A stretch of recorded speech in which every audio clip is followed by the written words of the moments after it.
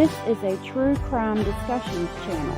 We speculate. This is all just speculation. Because it's true crime, it's for mature audiences only. There will be no children allowed, no exceptions.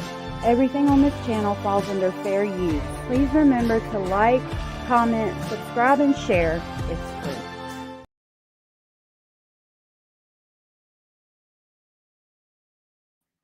Good morning, everybody. Good morning. I'm so glad to see you all here. Thank you for being here. I really appreciate it.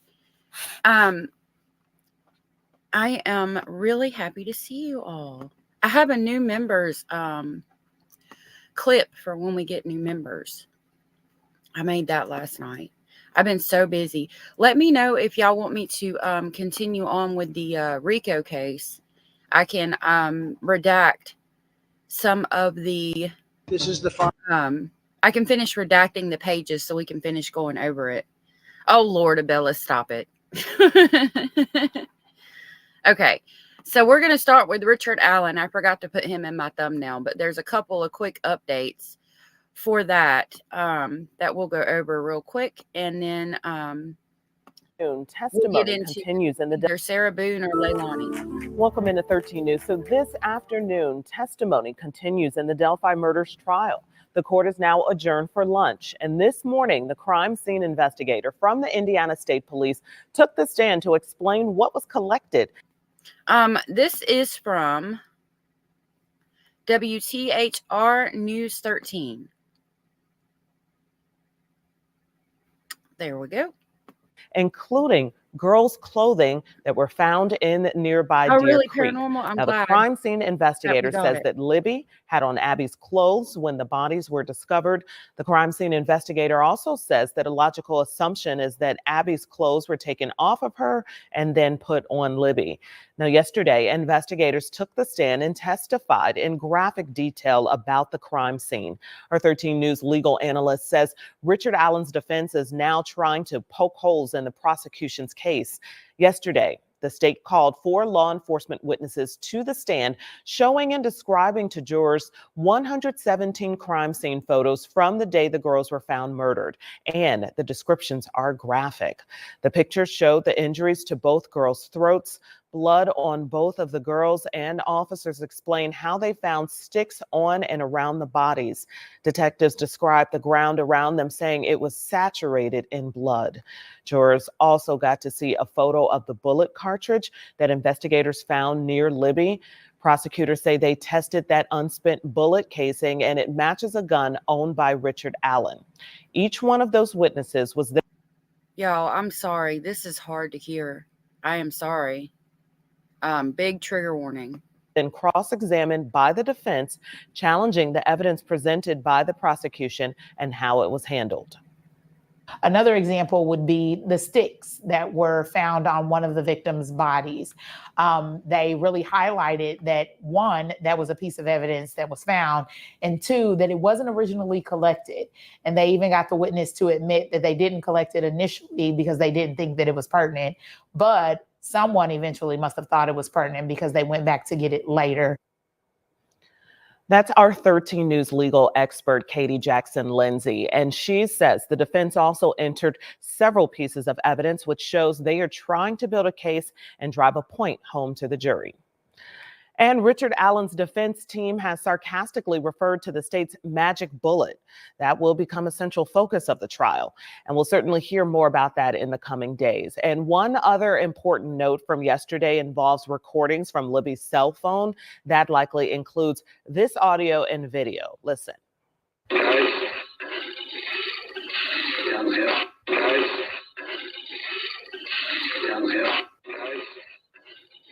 So you've heard this. We've had this for years. We've been playing it to you for years. The defense wants to set up guidelines about how that video can be shown and what investigators can say about it. They do not want it played on a loop like you're seeing here. And they do not want witnesses to identify the words and sounds on the recordings. The defense this is what they're saying, it is up to the jury to determine what words or sounds exist on the recordings. Now, the last officer on the stand yesterday It is will be back today scary for to hear that clip. cross-examination, and the judge has cautioned jurors that the rest of the week will be difficult. Our Bob Siegel is in the courtroom right now, and we're going to have the latest on today's testimony on 13 News starting at 4. We'll see you then. And for the latest on the trial, be sure to watch our Delphi debrief, and it is on WTHR Plus. Bob right, I had Siegel, one more Emily clip Longnecker, about and our Delphi legal expert, real Katie quick. Jackson. So this is one more clip about Delphi. Kamala Harris's economic plan. From Fox 59 News. I hate when they play political ads. I do not want any politics talked about here. But because of it being close to voting time, or it is voting time, they keep playing them. First time today, we're getting a look at some of the documents. Okay. Any further. Also, for the first time today, we're getting a look at some of the documents and interviews that have been used in this investigation. Exhibits were shown to media in Fort Wayne courtroom today. No cameras were allowed, but Fox 59's Eric Graves spent hours going through hundreds of pages, and he joins us now with a look at what stuck out to him today. For the first time today, we got a look at Richard Allen's signed confessions to the Delphi double murders. Now, keep in mind, since there were no cameras allowed in the courtroom here behind me in Fort Wayne, this is a rough sketch of what that confession looked like on this Indiana Department of Corrections request for interview. You can see it says, "I am ready to officially confess for killing Abby and Libby. I hope." Paranormal says that video perplexes me. If he really was trying to get them down the hill, he had no urgency in his voice or body language. He just kept walking with his hands in his pocket. And that is a great point. That is a great point, Paranormal. It's something to think about for sure and to take into consideration. These are, again, his confessions. Hope I get the opportunity to tell the families I'm sorry. Then signed with Richard Allen's signature and dated received March 5th, 2023. Now, we do know that Richard Allen has made more than 60 apparent confessions, some to crimes that never happened. Further, those exhibits showed that the Delphi Police Department had an audio DVR error. All of the audio recordings of interviews were taped over up to February 20th, 2017. That is a 6-day window after the girls' bodies were found in that investigation into the murder. And we don't think that that's suspicious at all. Like, you could have had somebody come in there and possibly confess to the crime, and the police, all these people they interviewed in reference to this crime, for whatever reason, the videos all got recorded over, and we have none of that anymore. Like, again, just weird things that are going on in this case that are sus AF. Murders began. The exhibit did not list who those interviews that were taped over were with. On the defensive side of things, those exhibits, more than 24 of them with hundreds of pages of documents, mostly went toward forming their theory around Odinism and that a group of Odinists were responsible for the killings of Abby and Libby. Multiple depositions and interview notes with people from Delphi and surrounding areas were made public to us today inside the courtroom, but Judge Gold has ordered that theory not be used in the trial happening right now. Further, many of those people that were named have not been mentioned publicly in any court documents or by police. We do expect to hear Richard Allen's confessions at some point during this trial from the prosecution. On the defense's side of things, they've continued to maintain that Richard Allen is an innocent man that was put under undue stress during his time behind bars. In Fort Wayne, Eric Graves, Fox 59 News. All right, Eric, thank you. And joining us out. Okay. So that was all of that clip. I started. Excuse me.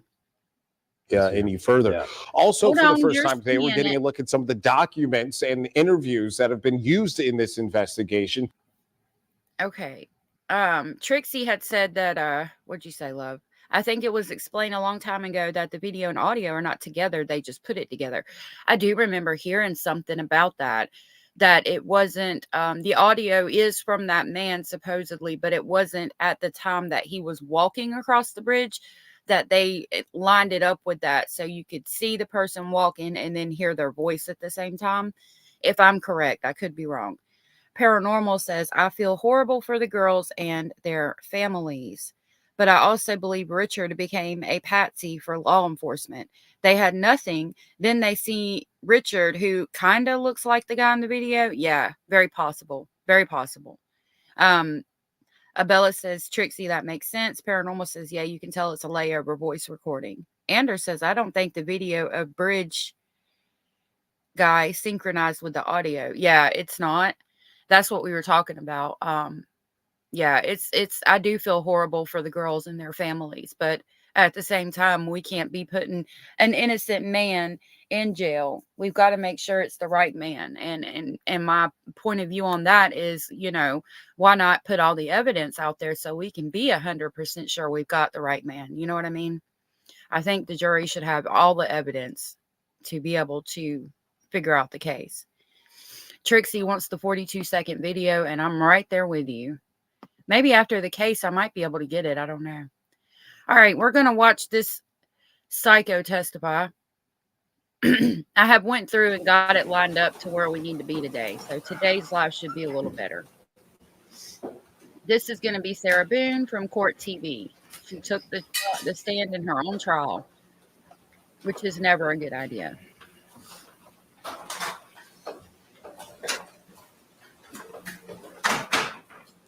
State, you recognize our jury? Yes, Your Honor. I'm going to Defense, speed you it recognize our jury? 1.25. All right, thank you. Y'all can be seated. Members of the jury, after seated and comfortable, if you could raise your hands to confirm that you complied with the court's instructions during the break. The record reflect all hands have been raised. With that, state has rested. The defense is going to put on a case. Defense, Mr. Owens, you can call your first witness. The defense would call Sarah Boone.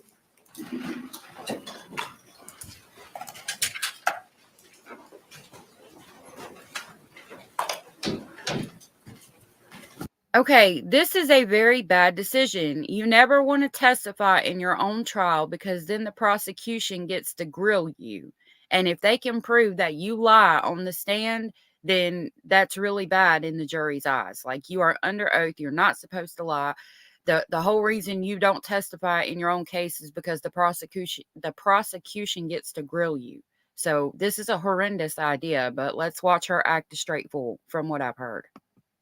Raise your right hand, be sworn, please. Do you swear or affirm the testimony you should give shall be the truth, whole truth, and nothing but the truth, so help you God?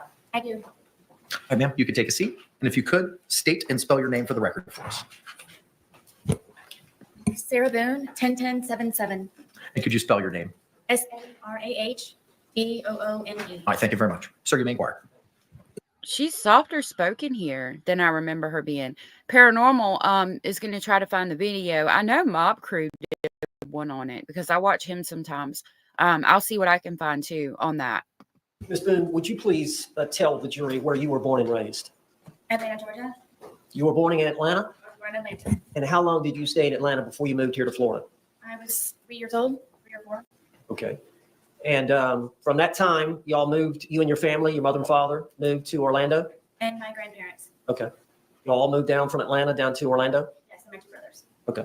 Anders, do you have it? Were you raised here essentially from that time on? Yes. And you resided here in Orange County, Florida that entire time? Yes. Okay. And where did you go to high school here locally? I did. Where did you go to high school? Edgewater. Okay. And tell the jury, how old were you when you graduated? I was 18 years old.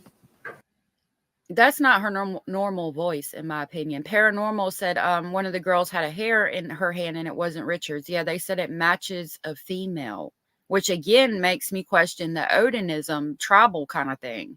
Like, why is there a female at the murder scene or at the scene of the crime? Unless they're having some kind of like ritualistic type thing, you know? Now, I know you lost your mother and father. Overruled. I know you lost your mother and father in your teens and in your 20s. Is that true? I lost my grandfather when I was a sophomore in high school, and I lost my father when I was a senior.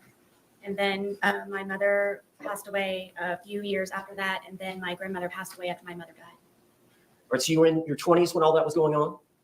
Yes. Okay. And then at some point in your 20s, you met Brian Boone? I did, yes. All right. And how long did y'all date before you married?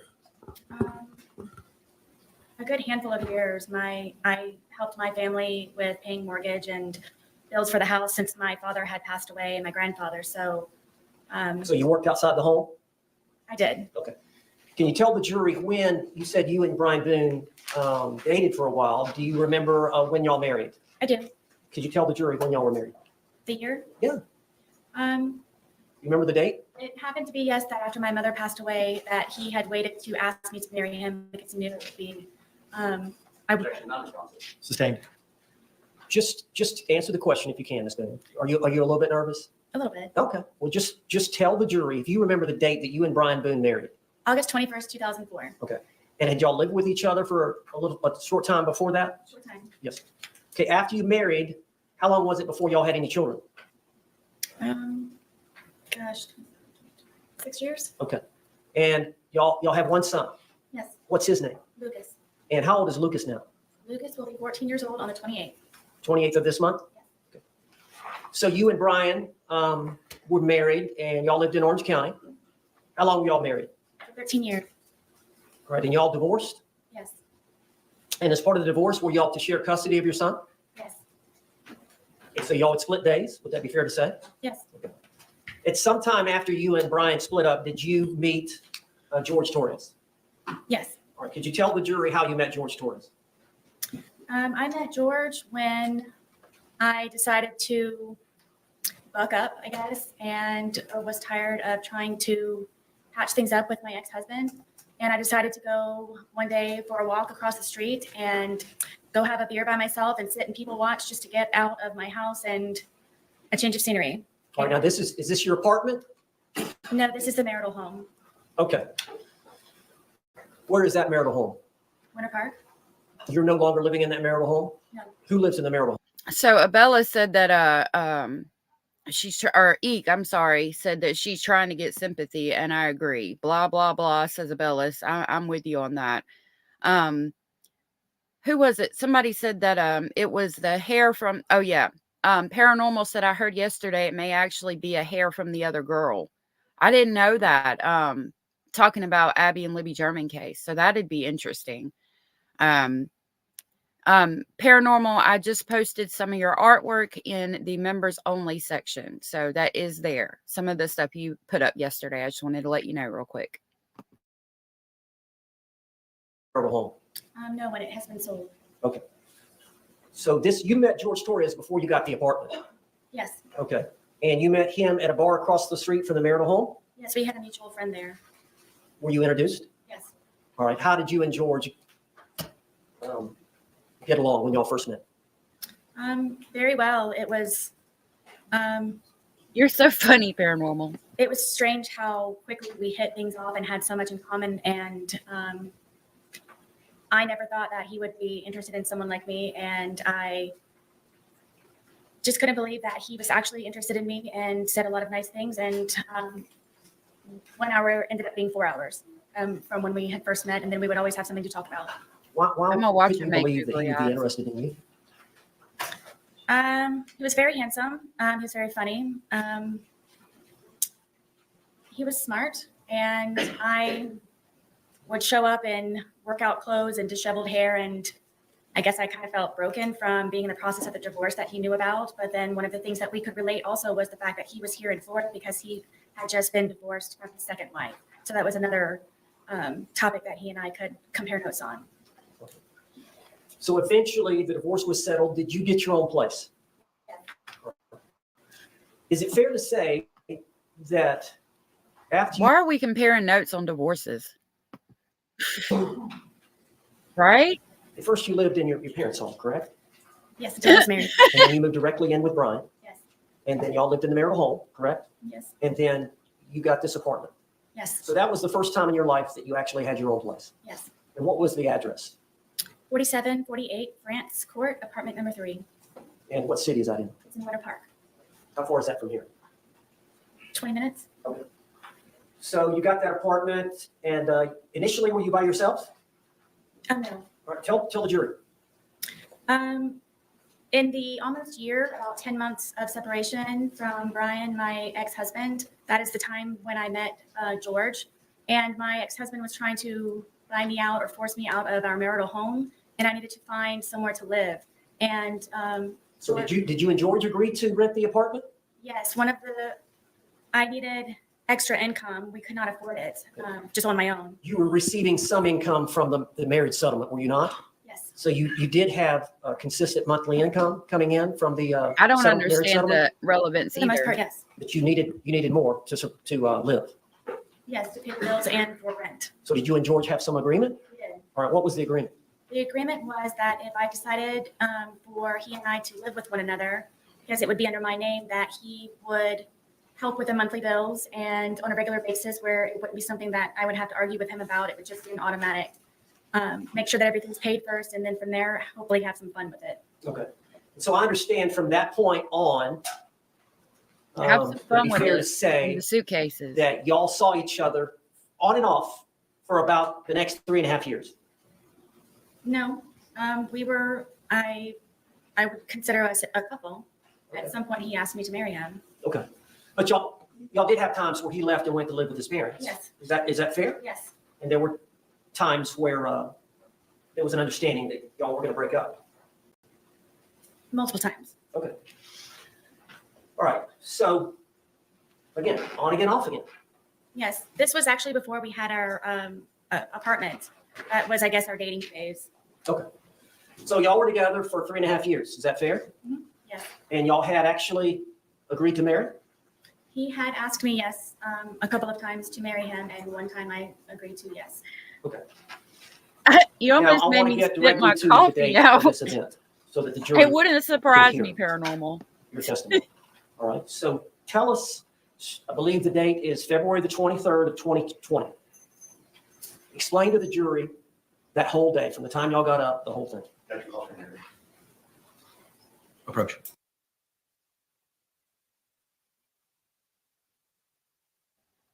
Meow. Lord have mercy. Y'all are too funny. Look at her. Look at her. The personification of evil incarnate.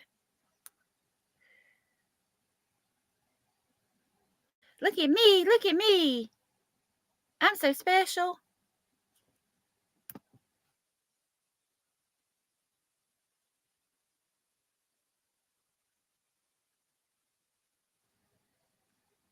You're good, paranormal. We all need some laughter around here. Right, Anders. Like, how are you defending yourself from a tiny man that suffocated in a suitcase? Objections overruled for now. Seriously? Now, Ms. Boone, let's just, instead of one long speech, let me break you up over the course of the day. So, do you remember the date of February 23rd, 2020? Yes. Do you remember getting up? Yes. All right, just tell the jury about the morning.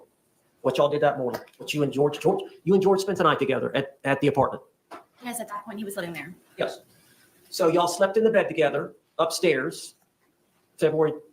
So y'all had gotten up that morning, February 23rd of 2020. Yes. All right, tell the jury what happened when y'all got up. He was already downstairs, and I went downstairs, and he wanted to start the day off by drinking because it was a day off from his job. And I talked him into cleaning and tidying up the house for a sense of accomplishment. So that is what we did for however long that it took. So we did tidy up the house and got everything in order. And it was kind of a reward, I guess, to be able to sit and enjoy ourselves and sit on the back porch. All right, what do you mean by cleaning up the house? What did y'all do? We swept and mopped. We folded some of the laundry. I know that we did the dishes, emptied the dishwasher, just general run-of-the-mill tidying up.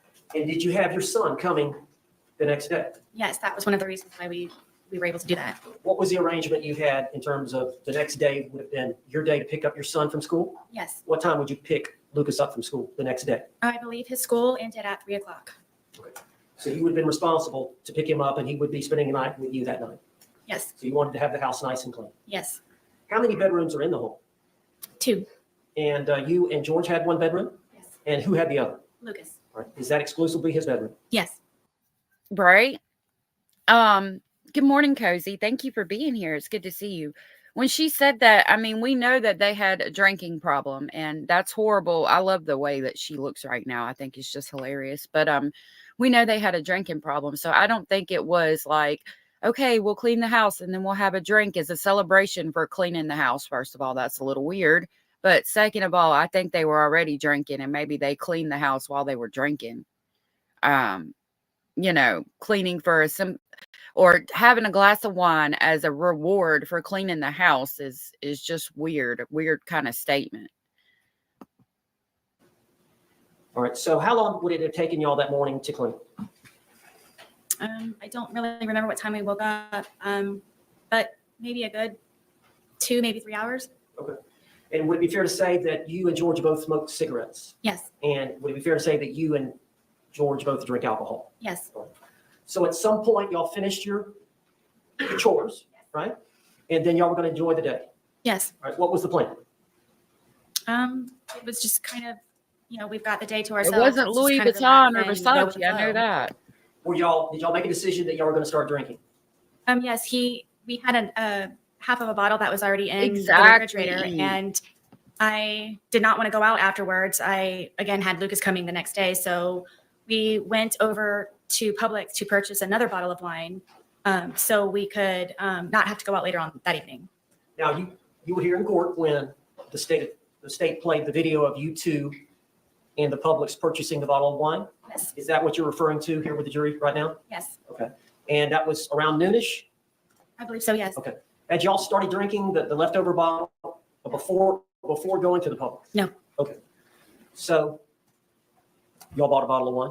Yes. All right. And It how did y'all was get 3 to liters. Publix? My car. Hold on. How far is Publix from? So each bottle of wine was 1.5 liters, but there was 2 in the trash can and supposedly another one. So it was possibly more than 3 liters of wine between 2 people that weighed around 100 pounds.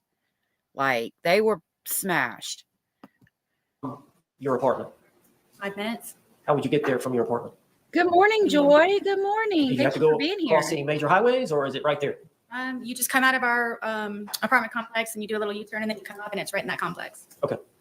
But it's easier to drive than to walk. Yes.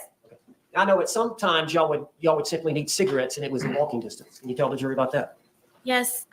There was a AutoZone convenience store with in the same, I guess, parking lot of our townhome, our complex. And it was just a straight shot from our apartment to a back gate and you could get right into the convenience store from right there. Okay. But y'all went over to get that bottle of wine around noonish. And how did you took your car? Yes. Did George have a vehicle? He did not. And how did you pay for the wine? With my debit card. And then y'all came back and started drinking? Yes. Okay. Tell us what you did when you got back from the Publix. Just went on the back porch where we The alimony from Brian is how she got the wine, in my opinion. usually spend our time because we're able to smoke cigarettes outside as opposed to inside. And Is cigarette smoking not allowed indoors? it is not. Okay. Do you have pets? Yes, I do. Or did you have pets? I did, yes. Okay. Were they with y'all there that day? Yes, my dogs were with me all the time when I was there. How many dogs do you have? I have 2, And just what are their names? Penny and Tess. And what is the breed? They are red Boston Terriers. And are they both disabled? Yes, Penny is blind and Pef is deaf. So when y'all went out to smoke on the back porch and drink, I assume, as well, correct? Yes. Did y'all take the dogs out? Oh, yes. All right. Is there a place for them to do their business out there? Yes, I extended our back porch for them to have a little bit of area as opposed to Objection, going from a large relevance? backyard from my marital home to our little townhome. And they would come out there and do their business, and I could sometimes open the gate and then walk them in the back part of our apartment. So you and George were just going to enjoy the day together? Correct. Is it fair to say y'all don't have a lot of money? Yes. And so y'all were going to do something there in the home. Y'all weren't going out. Good for dinner morning, or- Spinster. Yes, we primarily, I would consider Thank you us for stopping homebodies in. as opposed to going out and We hope you partying have a and great doing day. this and that. Okay. And how long do you think y'all were out that afternoon outside? A few hours. All right. Could you tell the jury what y'all did during that time? We have a dartboard that's out there, and we just had drinks, and we're just really enjoying each other's company and talking about, things upcoming. We both were looking for a job and just kind of I guess, encouraging and supporting and planning. And Well, now you said he had a job. Was he looking for a job, a second job? no, the job that he had Oh my was God, unstable, they're normal. Oh and my at that- God. So he was looking for something new. Yes, at that time, yes. Okay. And so during that 2 or 3 hours, would it be fair to say that y'all drank the bottle? Yes. Okay. So would it be fair to say that y'all were feeling the effects of the alcohol? Yes. Okay. At That's a some good point, Who made the Abellis. decision to come in? You're probably I did. exactly Okay. right. Why did you want to come in? I felt that George needed a change of scenery. Okay. So y'all came in, and then did y'all do anything else before he left again? Were y'all doing anything? I know y'all did some arts and crafts. What did y'all do? At some point, he went to get another bottle at Publix. Yes. After, I believe it was after it was right before I believe that we had gone inside. Because he called his daughters. I was trying to encourage him to call his family. Okay. Now, where are his daughters? His 2 daughters are located in Pennsylvania, And what are their names? Anna and Destiny. And how old are they? But she stated that his family called her the blue-eyed white devil. So I really don't think that she was trying to get him to talk to them. That's just trying to make herself look better. I believe that Anna In is in my her opinion. 30s and Destiny maybe Right? in I was her thinking the same thing, Joy. early 20s. All right. Does he have any more children? What do you mean? Yes, he has a change the son. scenery? What the fuck? And what is his son? He is in Pennsylvania also. So part of that afternoon is y'all came in to call relatives, call family. No, I had him call outside, just trying to, I guess, boost the mood. And the first daughter didn't answer, and I don't remember the reason I didn't speak to the second one. I believe he did. It was just for a moment. All right. Now, whose phone y'all using? My phone. All right. And is that common for y'all to use that, for y'all to share that phone? It was because George said that he didn't have a phone, so it would either be lost or given to him by his mother. So I didn't know he had a cell phone, so we would use my phone. So it was primarily your phone? Yes. Okay. And you took a lot of photographs that were on that phone? Yes. Videotapes? Yes. Text messages? Yes. Phone call? See, and I both Paranormal. So You he got was me using- dying this Yes. morning. And that phone, is that the one that was seized in this case? Yes. All right, so y'all called his daughters, and then during that phone call period, did you also call his brother? Yes. Okay, and which brother was that? John. Or now, how many brothers and sisters does George have? I'm going to list them if that's okay. Okay. It's John, Pharrell, Isaac, Mo, and his sister. Okay. And do they all live here in Florida? Yes. Are they close by? As far as I know, yes. What about his parents? Yes. They live here as well? Yes. But his ex-wives and his children live up in Philadelphia? It does, like, by the way she's describing it, like she had to take care of him and they were doing, like, you know, preschool activities, things she would do with her son. You know what I mean? I agree. Yes. Okay. So you called the girls, then you called, or George called his brother. Yes. Was that conversation that long? No, it was not. And then after that phone call, were y'all inside by this time? Yes, at this point, I Yep. believe that it was Minister? a good time to get a change of scenery. So I thought George would be better off inside, and frankly, I didn't want to be outside any longer either. Okay. So just to get an idea, about this time is when he went to get the second bottle, or did y'all stay inside for a while before he left? No, from what I recall, I thought the day was over, and it was going to be get ready for the evening, for the day. What do you want for dinner? You know, do you have an extra load of laundry that you need to throw in, kind of thing. And that was my understanding. And he said, This was about 5-ish or something? I don't remember the time. Okay. At some point during that time period, did George go to Publix again?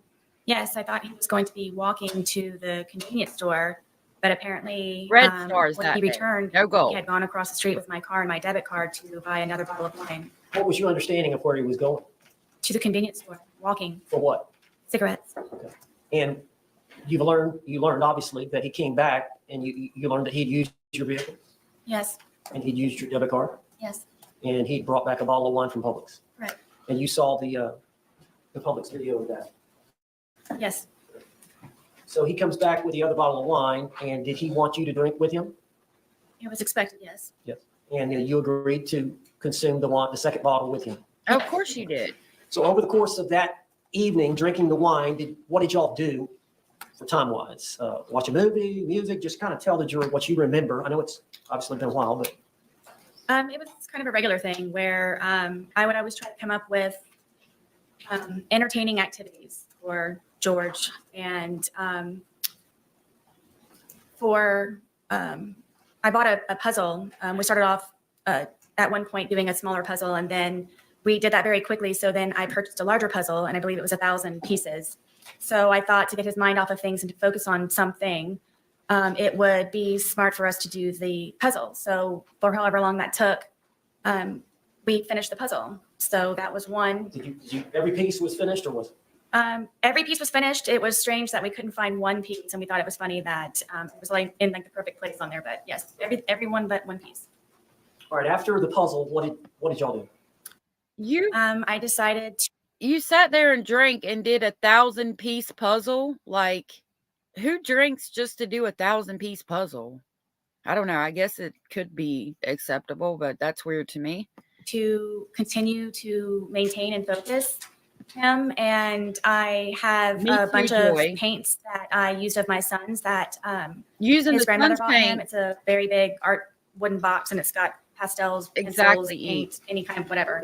And he and I were very much into art, and with this resource, it got him very interested in being more creative. How long have you been into art? Ever since I can remember. As a child. You like to draw? I like to do anything artistic. And I know, we saw some of the pictures of your apartment, but it looks like there was pictures and artwork up. Is that all your work and George's work? The majority of it, yes, are belongings from my home, and then also some of George's. Everywhere, click. Was he pretty good at art as well? Yes. All right. So you both enjoyed doing that? Very much. So y'all got out Lucas's art set. What did y'all do with that? We were just, I guess, doodling, whatever. I would always tell him that everything that you make is a masterpiece. So just let loose and just let it go. And we would just paint and paint and drink, yes, and listen to music sometimes, and yes. Now with the dogs, did y'all get the dogs involved? Oh yes, my dogs follow me everywhere, yes. Is there some dancing going on with the dogs? Yes, after we had completed the puzzle and I guess we're painted out, I thought that it might be a good point for us to maybe listen to some music. And the music that George listens to is it's very fractious to me, and it's definitely not going to lighten the mood. So we ended up finding.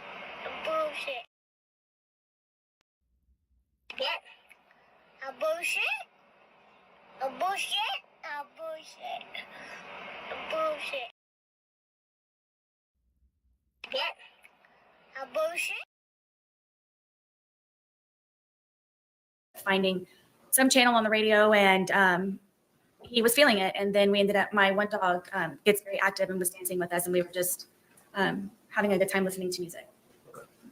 And I guess it's getting pretty late in the evening. Yes. Anything else I've missed? All right. So tell us where y'all ended up before you started the game of hide and seek.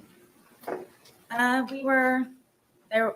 I couldn't think of anything else possibly that I had to continue entertainment. But I remember sitting at the end of the couch and him sitting in one of my son's chairs that was in the living room, and just kind of doing this. Like, what are we going to do now? Like, I very much would like to go to sleep. Had y'all finished off the that bottle that he had bought? I don't remember, to be honest with you. Bless you. Would it be fair to say that as the day wore on, the more y'all consumed? Yes. All right. And would it be fair to say that as the day wore on, the more you consumed, the more effects you felt from the alcohol? Of course, yes. Both of them? Yes. Okay. So you would agree, would you not, that at the time y'all were trying to figure out something to do and you put your head on the couch, that would it be fair to say that y'all were intoxicated? Yes. Tell the jury what happened. At one point, I guess he knew that I couldn't come up with anything else, tapped me on my knee and said, "You're it." So from there, because that's what we do. You're it. Let's play hide and seek like two lovers in a romance novel. What the hell? First of all. Second of all, did you see how she looked down and shook her head for just the dramatic effect? Stop ran it. up the stairs and hid into our shower, just waiting for him to find me so we could hopefully go to sleep soon. At I'm some so point. sorry, And, Trixie. I'm sorry you're having to Your deal shower, with that. is Poor it, is it baby. a tub or just a walk-in? It's a tub, but it's in the master bedroom, and you have to go all the way upstairs. You have to go in the bedroom, and then you have to go into the bathroom part, and then there's the shower part. So did you lay down yourself? At one point, yes, I was. So you were hiding. I was trying. Okay. And did you believe that he was going to come try to find you? Yes. Did you wait? Yes, for quite some time. All right. Then what did you decide to do? That I decided that I need to go to sleep. I'm picking my son up the next day, and we need to start wrapping up the evening. And I went downstairs to find where he was. And what? I think the jury has seen pictures of your. Would you call it an apartment or It's considered a townhome. a townhome? So you walk down the stairs, right? Mhm. And at the bottom of the stairs is a bookshelf here. Yes, at the very end of it, yes. Okay. So you walk down the stairs and you turn and look in the living room. What did you see? I don't even think I made it all the way down the stairwell because I was just looking for him as soon as I could to hopefully go upstairs as soon as we could. And I looked over and I saw him settling himself in the suitcase. Tell us about the suitcase. How long? Is it an older suitcase? Yes, Whose suitcase was it? this is George's suitcase. All right. And did he use it for traveling back and forth to Philly? Yes, I had recently taken him on a trip to go see his children in Pennsylvania, who he hasn't seen in years. And we took that with us. And because of how dilapidated it was, how broken it was, in the end, after that trip, we decided that we would donate it. All right. And I understand y'all kept the I don't suitcase either, upstairs. Spencer. Yes, How long did y'all keep it upstairs? since we had moved in. Is there a closet up there you kept it in? Yes, it was in the master closet, the master bedroom closet, all the way in the back because of the size of it, and there was nowhere to put it, so it's all the way in the back. So when did y'all decide to move it down from upstairs to downstairs? Was it that day or sometime earlier? No, it was maybe a week or so prior. Okay. And so what, y'all were going to donate that to Goodwill or? Yes, we were going to do, I guess, a spring cleaning. Anyone who has children understands that they grow quickly, and there was a lot of clothes that I needed to go through. I don't think it's too far out of the realm of possibility to think that he was trying to get away from her. I don't for a second. I could definitely see that. Of my sons, and then also from George and I moving in and just kind of putting everything in there, at one Right, point where we Anders? just needed to actually go through it and organize it and get things more in order. So is that the reason it was downstairs? You were going to donate it and a bunch of things that you were going to put inside of it. Correct, yes. Okay. So it'd been down there a week. So it was already down there. Yes, George brought it down. Okay. So you said that you got down there, you're looking for him, you see him settling into the suitcase. Yes. What did you do? In my head, I said, oh man, we're obviously not going to be going to sleep anytime soon. And I walked over and he was trying to get himself flat, so I couldn't tell that he was in there. And then, Now, let me stop you there. The suitcase, is it the suitcase over here in the yes, box? You've seen it. You saw it. yes, I'm sorry, Trick. It's a pretty big suitcase. yes. How big is George? George was, When he makes a friend there and gets used to the school, he'll probably be happy to go. But I'm sorry you're having to deal with that. I know that's hard. my height. How And tall are you? I'm 5'3". Okay. And how much did George weigh? I thought it was 100 pounds. Okay. And how much did you weigh? I was 98 pounds. All right. Do you agree you put on some weight? Since I've been incarcerated, yes. Well, at the time, though, y'all were pretty skinny. Yes, So from the pictures, it looks like y'all were both pretty thin. yes, All right. So because of his thinness, is that how? And he's a small man. yes, Okay. So he was able to get in the suitcase on his own. yes. Did he willingly get in the suitcase? He was already in there. Okay. When you got to him, did he see you? Yes. All right. Tell us what happened. I mean, I just I zipped him up. We thought it was funny. And we're joking about how he was, I guess, small enough to fit inside of the suitcase. All right. So what happened then? From there, it was just, we were laughing about it. And it was just strange that he was small enough to fit in there. And then I kind of moved it around a little bit with him in the suitcase still. It was still funny that he was still in the suitcase. Just, I think he and I were just kind of couldn't believe that he could fit in the suitcase. Did you eventually close the top? Yes, in order for, well, the top was already closed. As he was settling himself in there, that's how I knew he was in there, was because the top was kind of flopping a little bit. Okay. So he had gotten in there to hide, and he pulled the top. Yes. On top of it, but you could tell he was in there. Yes. You saw him right away. Yes. All right. So at some point, did you zip him up? Yes. Did you? And what was he saying or doing when you were zipping him up? I just thought it was funny. Were you both laughing? Yes. And so you zipped him up. Were y'all still laughing once you zipped him up? Yes. Tell the jury what happened then. From there, I moved the suitcase around a couple of times, just kind of on the wheels and moved it around. And at that point, it was funny. We were joking and laughing about it. All right, now, eventually, did you go sit down on the couch and get your phone? That's a good point, Abellis. Yes. Missed something? Well, the suitcase had, from me moving it around, was flopped over. So while it was like that, I thought at that point I had a moment to, I guess, take the time to talk to him while I guess he was not able to get out for a moment. So you flipped it. If the prosecution can prove she's lying, she's toast. You got it on the top, right? Yeah. It gets in, but at some point you flip it over so the zipper is on the bottom. Well, it was just kind of how I was moving it around, and it ended up kind of flopping. So it was upside down. Yes. So after you did that, what did you do?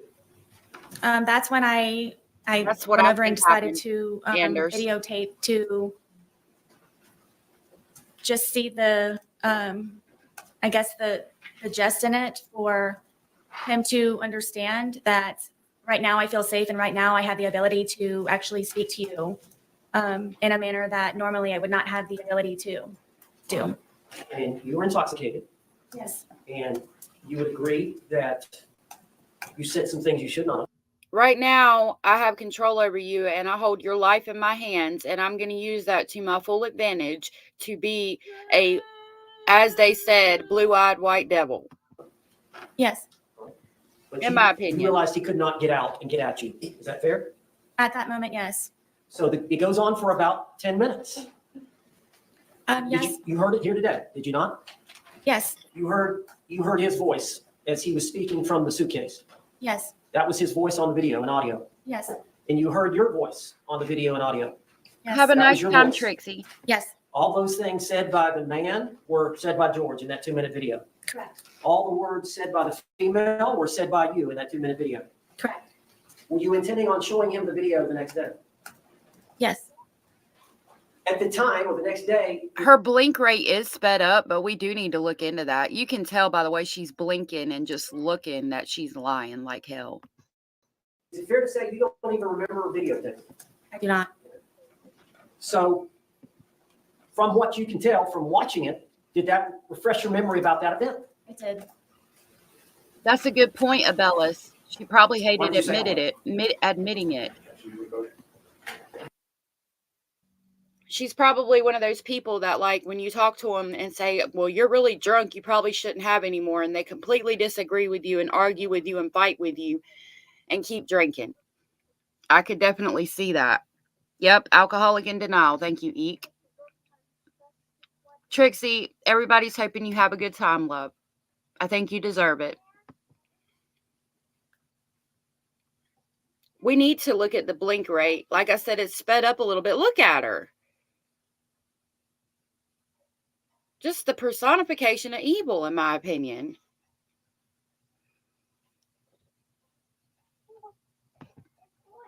Oh, wow. Paranormal said I had to take courses years ago on facial expressions or lack thereof and body language. She's a horrible liar. If she was taking a polygraph and asked her if her name was Sarah, her answer is a lie. No doubt.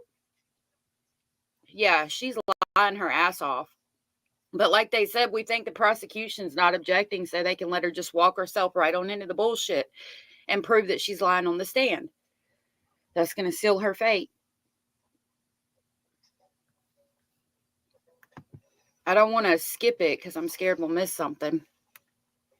Sarah wants to appear perfect and superior to the rest of us. Yep.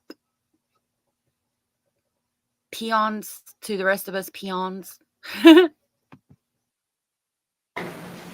Owens, you may proceed.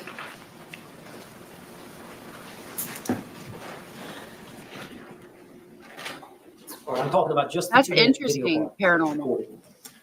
Could you just tell the jury what you were feeling, what your feelings were at the time, and then explain that to the jury? You mentioned, you talked about it before. You said he was in that confined space and it was my chance, but do you want to elaborate on that? Or? Sure. I want you all to know that the majority of the time, am always afraid and always scared. All right, well, I understand that. Okay, I understand that. But would it be fair to say that you had some anger at that point? I did. Would it be fair to say that you wanted to tell him off to some degree? I just wanted, yes, for him to have a better understanding, which was the whole point of the videos and documentation prior. And you could tell that he was uncomfortable. I'm guessing. And did you want him to feel some uncomfort? I did. Okay. Now, at some point, you turned off the video. Yes. And then we saw a second video, which is approximately 11 minutes later. And you've seen that video. It was played to the jury. It was 22 seconds long. Yes. And I don't think you speak in that video. You hear George say Sarah one time. Yes. Is that fair to say? Yes. So between the 2-minute video and the 22-second video is an 11-minute period. Would you tell the jury what happened? We continue to, I guess, speak to one another, and his tone changed, and I knew the tone, and we ended up, I guess, arguing back and forth with one another, and it was the things that he was saying very much frightened me, and cursing at me and threatening me. And did he want you to let him out of the suitcase? I'm sure so. Go ahead, tell the jury. All I heard, it got very heated very quickly, and he continued. All I heard was him saying, "Sarah, I can't breathe, baby, please." I didn't hear this. On the suitcase, and my fear was that he was going to break out of the suitcase, knowing that it was a broken suitcase, and his hand started to come through. His hand started to come through this way. And so I shook the suitcase, trying to get his hand to go back in, shaking it, and telling him that, please stop doing this. Please stop doing this to me. Please stop doing this to me. So his hand actually got out of the suitcase? Yes. And you went to the suitcase? Yes. And shook it? Yes. Did that force his hand to go back in? No. So you're shaking it. Were you shaking it to try to get the suitcase, his hand back in? Yes. How long did you shake it? I don't know. But his hand was still out? Yes. Was he trying to get out? Forcefully, yes. Was he angry at you? Yes. Were you in fear? Always. If he would have gotten out of the suitcase, I think he was in more fear. what would he have done to you? Like he used to tell me, he probably would have made me unrecognizable, or I would have lost my life. Did you lose the grip on the suitcase? Yes. Where was the bat in relation to the suitcase? It was leaning up against the dining room table right there. How far was the bat from the suitcase? 3 feet, 2 feet. Was his hand still out of the suitcase? Yes. And was he getting out of the suitcase? He very much was trying, yes. And so what did you do? For the split-second reaction that I had, I happened to see that, and I grabbed the baseball bat and was trying to poke his hand to go back in, to please don't break through, please. So I hit his hand. Did you hit the outside part of his hand? Yes. We've seen the photographs of his left hand. Did you cause the bruising there? I'm guessing yes. Now, you've seen the bat. It's a youth bat. Yes, I bought it for my son. Is this the bat you used? Yes. And you said you poked him with it? Yes, I kind of pushed, like I held it with the skinny part here, and then So the grip here, brought it at it, yes. You grabbed it with both hands here, Yes, and then the barrel of the bat, the big part of the bat is here. correct. And you thrusted it into this. It doesn't make any sense. Why are you trying to get him to go back in the suitcase unless you want him to die? I mean, you know, there's diminished oxygen in there. What are you doing? Like, it doesn't make any sense at all whatsoever. Different areas of the suitcase? I started with his hand, and his hand, he was still trying to get out. He was still trying to do that. So I started to push on the suitcase around it, hoping to have his hand retract and go back inside.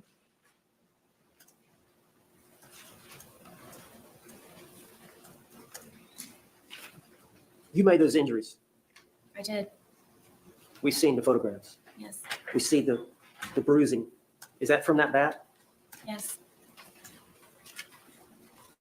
Eventually, did his hand go back inside from you doing? yes. Finally, he had subsided and retracted his hand. So in your mind, did you prevent him from attacking you? Absolutely. Good morning, Split-second Darlene. Thank decision. you for being Now, here. once he retracted his hand, do you remember zipping it up some, or what did you do in relation? Because he was upside down, was he not, at that point? Yes, At some point, you flipped him back up. I did. Tell how that happened. He wasn't cursing. He wasn't threatening. His hand was inside foremost. There was no more of him trying to break through the suitcase. So I felt safe enough to turn it back over. It wasn't happening anymore. You went back to the video and the couch, I did, yes, and we saw the second video, yes, the 22-second, and he's right side up again, yes, and you hear him say, Sarah, yes, had you left enough room for him to get out? Zipper to zipper. yes. That's how his hand was trying. That suitcase has two zippers, doesn't it? And they meet at various places along the line. Correct. How much room, when you flipped it over, how much room? Yeah, you just testified to pushing him back inside the suitcase and keeping him in the suitcase, but somehow he was attacking you? Make it make sense, Sarah. Was between zipper to zipper? I don't know specifically. I mean, it was enough to where his hand was coming out. After you had hit him with the bat, was he not trying to get out anymore? No, Did Exactly, you believe that he Rooster. could breathe in there? yes, Did you ever believe he could die in there? no, at all. Were you trying to kill him? Never. Did you want to kill him? I did not.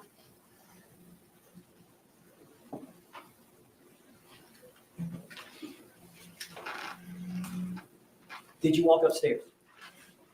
I did, yes. Why didn't you let him out before you walked upstairs? Were you afraid? Or call 911 like Abella said? Terrified is more of the word. As long as he was in the suitcase, he couldn't harm you. Correct. When he's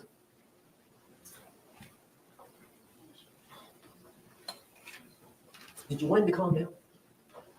Yes, I wanted him to stop being angry because I know what it is for him to be angry. You went upstairs. Where were the dogs? The dogs ran upstairs with me.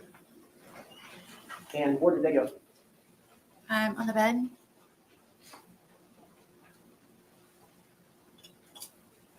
Did you have the phone with you? Yes, I know at some point you called your husband, Brian, did you not? I did. Probably. I'm sure I did because he would. You ask him what his favorite color is, he'd say clear. Notice that she's using words. Terrified is more like it, like emotional words, trying to pull at your heartstrings. You recall how long that conversation was? Not very long. Can you recall what was said? I don't remember exactly. No, I don't. Exactly, Cozy.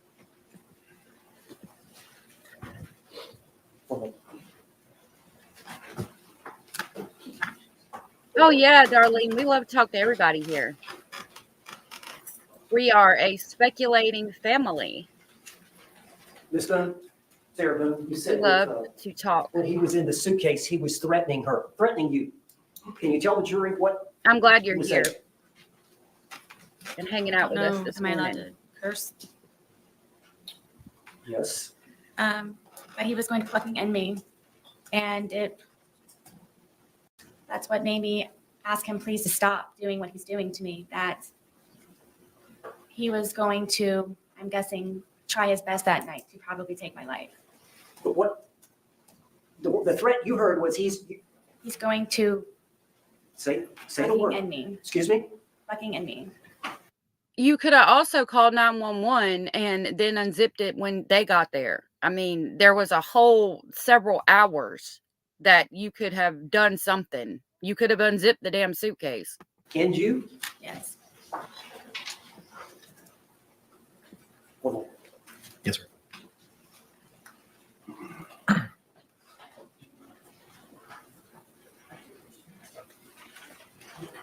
Judge, can we approach the bench? Yes.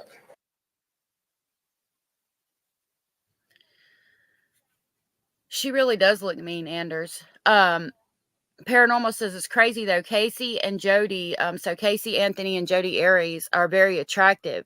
So the world sees them differently than if they look like, I don't know, Sarah Bulldog Face Boone. Yeah, she does have that. You know, she can't help how she looks, but like, yeah, it is a different, her mannerisms, the way she acts, her personality just is also not doing a damn thing to help her, in my opinion.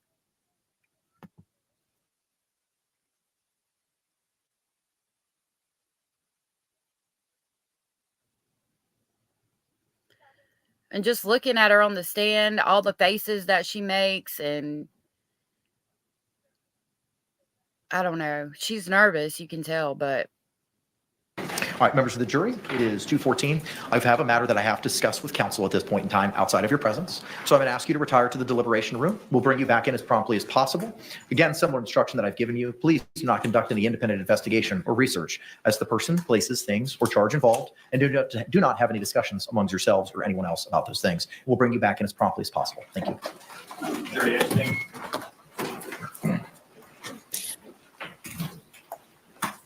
All right, I'm going to speed this up or skip it so we can see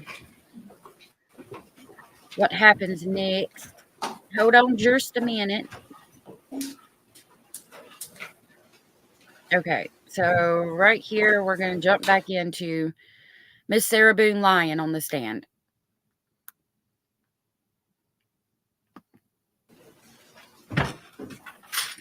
No, I haven't seen that, Darlene.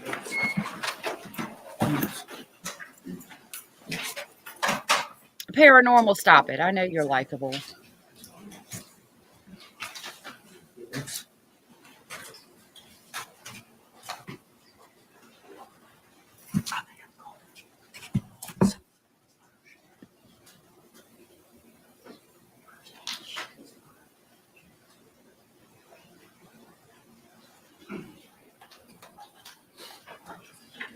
I hope they do too, honestly. Jury entering. We should be good right here. I love cheese. I love Miss cheese. Boone. So I think we left off. You had called your ex-husband? Yes. All right. After you called your ex-husband, what happened after Josie, that? don't say that. I Y'all are ended up both falling asleep. attractive and likable. Okay. Do you remember waking up the next morning? Yes. Did you sleep in? Not intentionally. Okay. But you didn't get up at 8 o'clock, did you? No. I definitely will, you wake up darling. closer to I'll noon? look into that. I believe so, yes. Did you check the time? No. Now, did you hear your phone ringing? Yes, my phone was ringing. And did you answer it right away? No. Do you know approximately how many times it rang before you answered it? I believe the call was about 3 times. Did you know who was calling? I figured it was my ex-husband. And why would he be calling? To make sure that I was still on schedule to pick up our son. At 3 that afternoon? Correct. And he goes to school there close by? Yes. All right. When you woke up, did you stay in bed for a while? Cozy says, I do feel bad for Sarah. I feel bad for people who end up all messed up and do stupid things. She could have been better, you know. She could have been better, but her personality, I don't know. She seems like she thinks she's superior to everybody and just smarter than everybody. And she seems like a not likable person by her personality. You know what I mean? I don't think she wanted to be better. I think she was completely comfortable with who she was. Or tell the jury what happened. And didn't care about anybody else, in my opinion. I knew it was my ex-husband calling repeatedly. I didn't answer right away because one of our problems is that he doesn't understand that I'm doing things around the apartment and looking for jobs and so on and so forth. So I inevitably just let it ring, and I laid in the bed and Paranormal, I really want to. I would like to do, maybe we can watch a movie or something. Maybe next year. I've got to take care of some things and then I can come on camera, but maybe by next year I'll have things taken care of and maybe we can all dress up and like do a collaborative stream where we watch a scary movie or something together. But maybe on Halloween we can stream a scary movie and watch it together. That would be cool. Maybe y'all can let me know what are some movies that y'all would like to watch, and I'll work on trying to find us something and figure out how to stream it without getting in trouble. That would be fun. I do want to do something for Halloween. I love Halloween.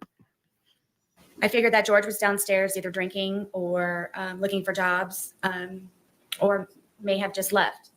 And so eventually I decided to get out of the bed and start moving to go downstairs. I was motivated enough to go downstairs. And when I went downstairs, it was very quiet. So I had the understanding, I believed that he had left. And did you check to see if he was, where would he be looking for a job at? Usually on the couch, he would have my son's laptop and he and I, which we would share. I can see that. The son's laptop? I agree. Correct. And the TV was not working at this time? The TV was not there. Okay. So you thought he would be in the living room on the laptop? Yes. He was not there? No. Where else did you look for him? I looked on the back porch. I went through the front door to see if my car was there, thinking maybe he had taken my car. I checked the bathroom, and when I was checking the bathroom, I saw the suitcase, and I remembered about the night prior, and I unzipped the suitcase. And Let me stop you there.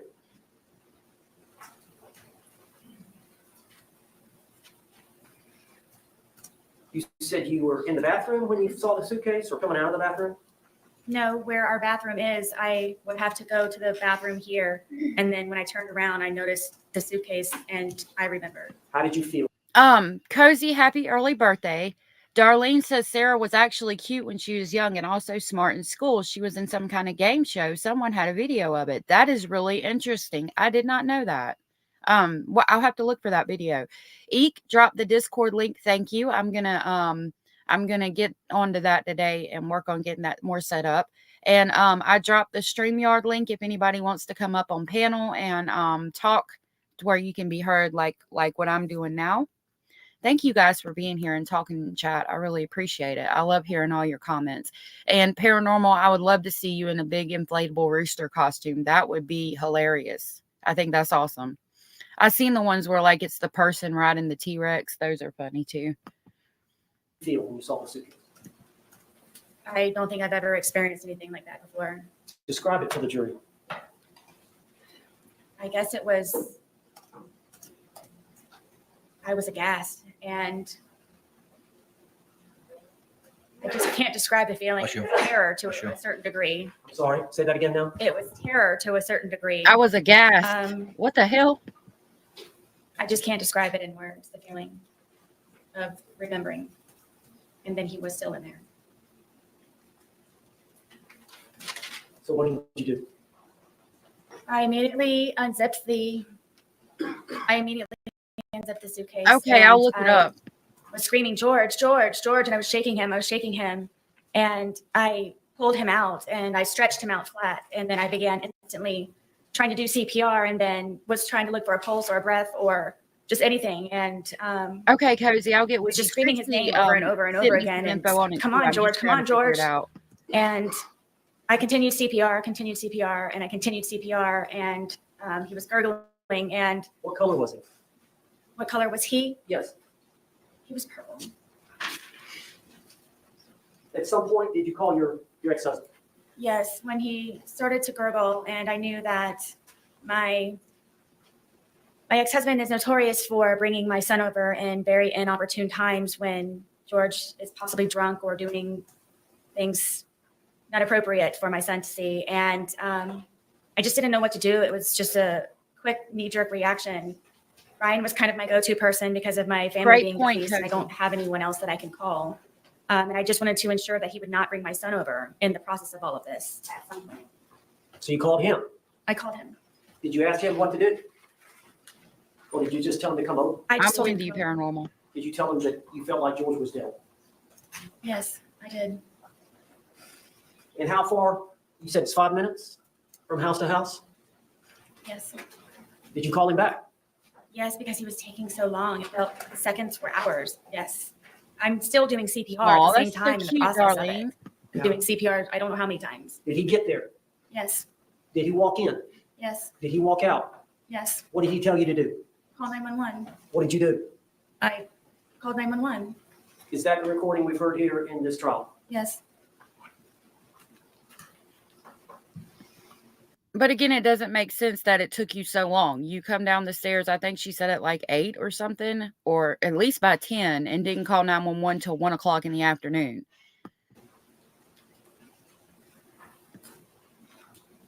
Did you love George? To this day. Why did you love him?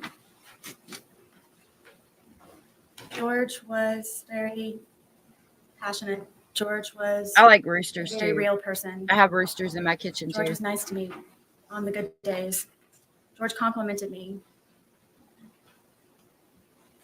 George and I were two bodies with one soul, he and I would always say.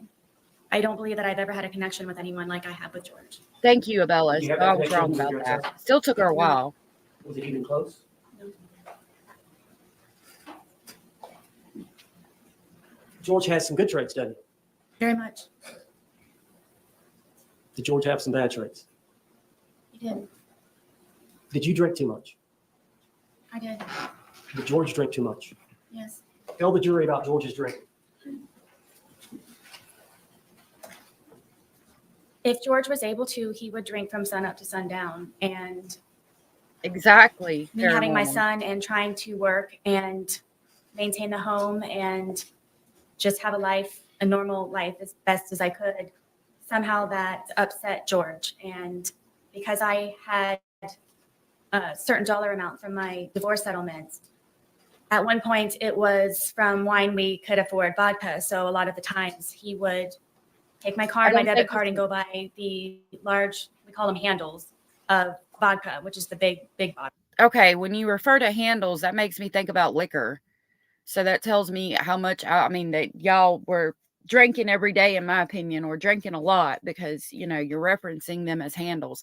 I don't think it's a far stretch, Darlene, to think that their connection was alcohol. I could definitely see that and definitely agree. I think that's like one of the only connections they had, unfortunately. Bottle. And sometimes he would finish that all off on his own throughout an entire period of a day into an evening. That's honestly where I thought that he was going to be that morning when I came downstairs, because he's notorious for just automatically already being outside from drinking all the time. All right. And He is, Abella's good point. you said you have an alcohol problem. George has an alcohol problem. Yes. I'm Celtic, my ancestors.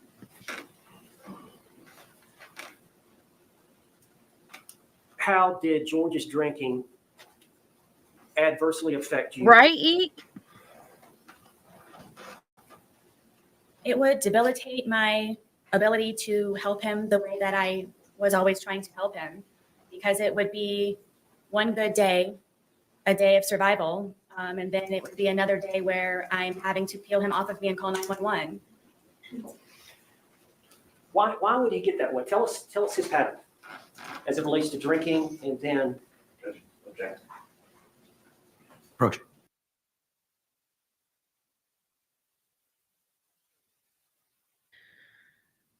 Okay, while that's going on, I bet that would be your name, Paranormal. Abella says, AS, the neighbors called her, yeah, you were saying that yesterday, called her Drunky the Bear and said they were drinking from morning to night and biting and etc. Yeah, that is very telling to me. And when you live in those like apartment complexes, you can hear everything. And I could not imagine living beside her. And the fact that they called her Drunky the Bear again is just telling me like that they were irritated with her and her personality in general. I just don't think she's a likable person. I really don't. And it has nothing to do with her looks. It's her personality. I do think alcohol was their only connection. And I think that's why they were together. And it went too far, like a lot of things do when you drink alcohol. Paranormal. Okay. Yeah, I think I'm Celtic and Norse, but I'm not sure. I haven't done all of my background. I think I have German too. Yeah, they gravitated toward each other. They really did. And unfortunately, drinking was a catalyst in this. The catalyst. Yep. Like Anders said, like Stephen Stearns and Jennifer Soto. Oh no, Abellis, you're good. I'm glad that you're pointing the stuff out. Codependent. Exactly. Thank you, Darlene. It is sad. And now somebody's no longer on this earth because of it. Like the son doesn't have a mother. I'm going to look up that clip. Objections overruled for now. Okay, there we go. That clip from Nickelodeon. I'll look that up and see if we can find it. Maybe tomorrow. You already got the 3.5 years? Yes. Is there times when he would get to a state of intoxication where he would get violent against you? Quite often. Judge, can I approach the witness? Yes, as long as you show it to the state first, please.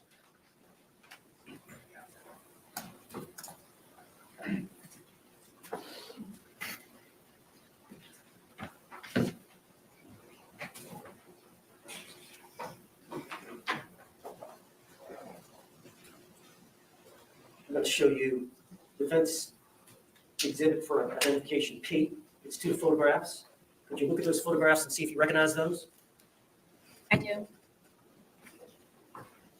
Those 2 pictures of your body, Yes. did they show injuries to your body? Yes. Were those injuries caused by George Torres? Yes. Are those photographs a fair and accurate depiction of the injuries you sustained at the hands of George Torres? On this occurrence, yes. You remember this occurrence? I don't. It was so often. You don't remember a specific date? We will. I'm going to find Sure something, that Joy. that's you? Yes. Is that the injuries that he? What's the injury? Abellis, I just found it. So after we watch her testimony, we'll watch the clip of her on Nickelodeon. I just saved it to the playlist. Right to the ribcage. I don't remember specifically. These may be the pictures. So when we used to go up to his brother's house, one of his brothers and his Sustained. You're probably right. Do you know what happened to? Did George cause these injuries? Yes. All right. Were y'all both drinking at that time? I don't remember on this instance. Judge, I'd like to move this exhibit of evidence. Okay. Yes, What was pre-marked Anders. as P will be received into evidence without objection is defense exhibit 2.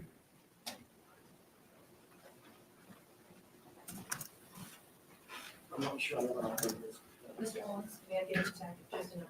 We do too. I'll have to get a Mr. J, would you be so couple kind? of movies and I'll put it in Thank a poll and y'all can let me know what ones you want to watch. And I need to ask permission to publish it. Yes, sir. You may do so.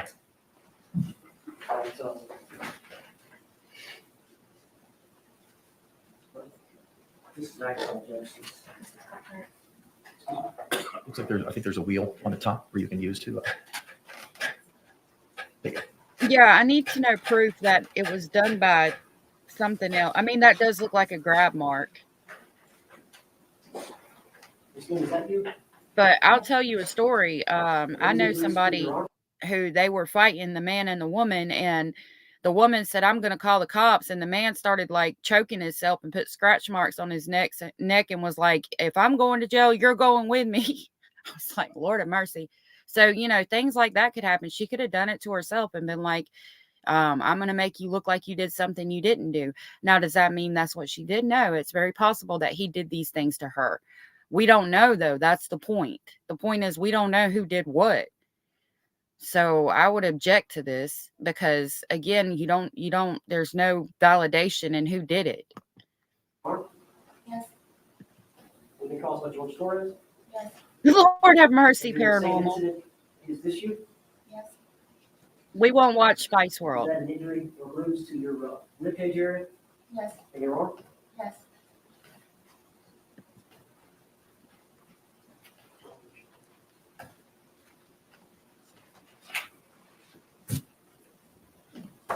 I'll show you identification Q. See if you recognize that photograph. Yes. Is that your thigh? Yes. Okay. You remember this incident? Yes. Can you tell the jury what happened? I wanted to take my dogs for a walk and get off of the back porch. Were y'all drinking? Yes. And he was upset that I would rather go walk my dogs than sit there and continue to drink. So he slapped my thighs possibly hard as he possibly could and said, "You're not going anywhere." And it was a good smack on my thigh. Is that a fair and accurate depiction of the wound that you suffered as a result of George Torres slapping you on the thigh? Yes. Judge, I'd like to offer Q in evidence. What was pre-marked as Q will be received into evidence without objection as defense 3.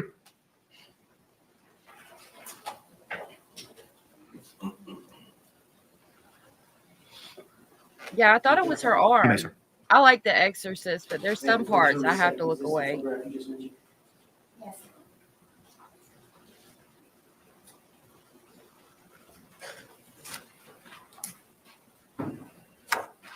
Let's show you defense identification S.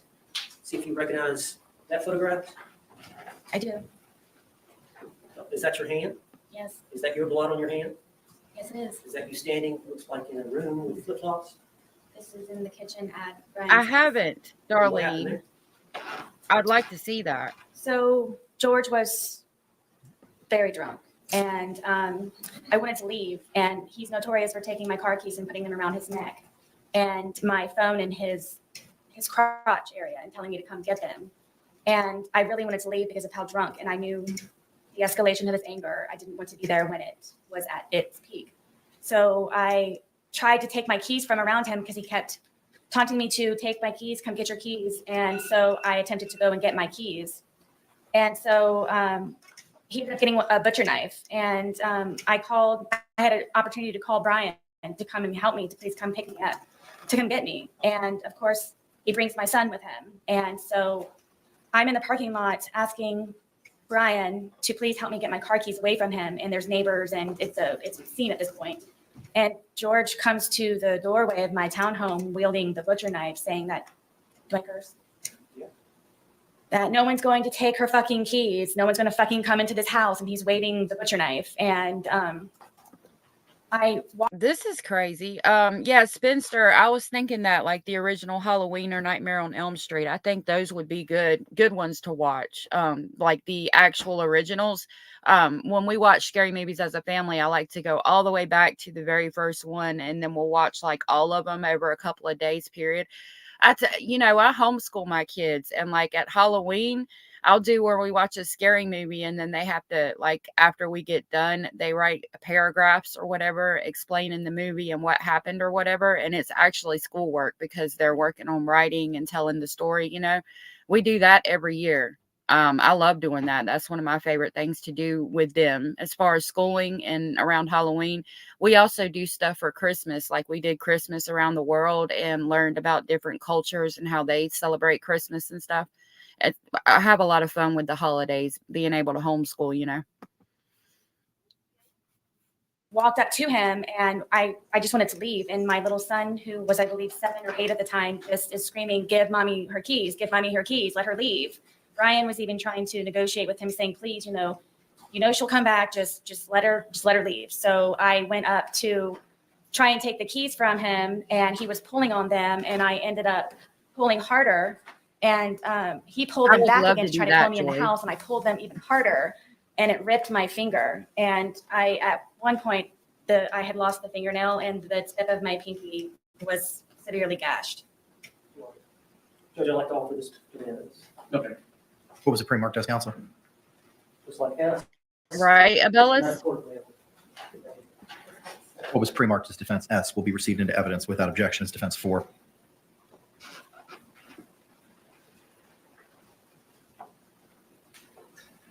Ms. Smith, for the jury's sake, is this the picture you were referring to? Is that the nail or is it the arm still on? I believe so, yes. Oh no, Darlene, I'm sorry to hear that. Now I'm showing you a composite identification L, 2 photographs. Can you look at those photographs and tell the jury what they are? I wanted to eat, and while he was drinking, went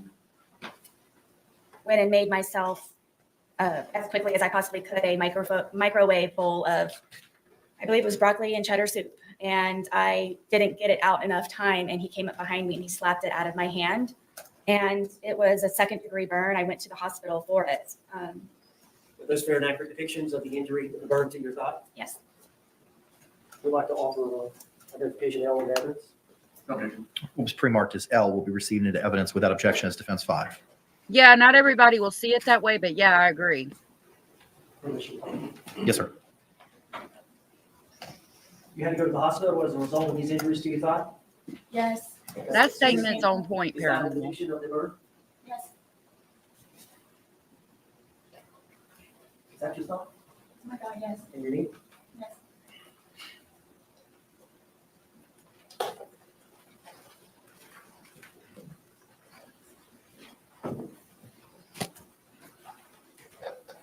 All right, I'm showing you composite exhibit for identification K, 4 photographs. Did you look at those all 4 before commenting?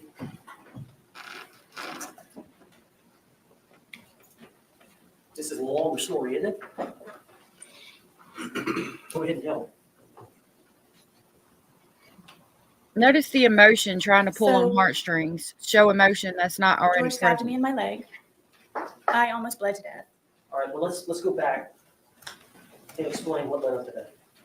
I thought it would be nice to cook a nice steak dinner. We don't have 2 nickels to rub together, so I thought it would be special to make a steak dinner and make potato and go above the normal whatever's left over in the refrigerator. And so I spent a lot of time doing that, and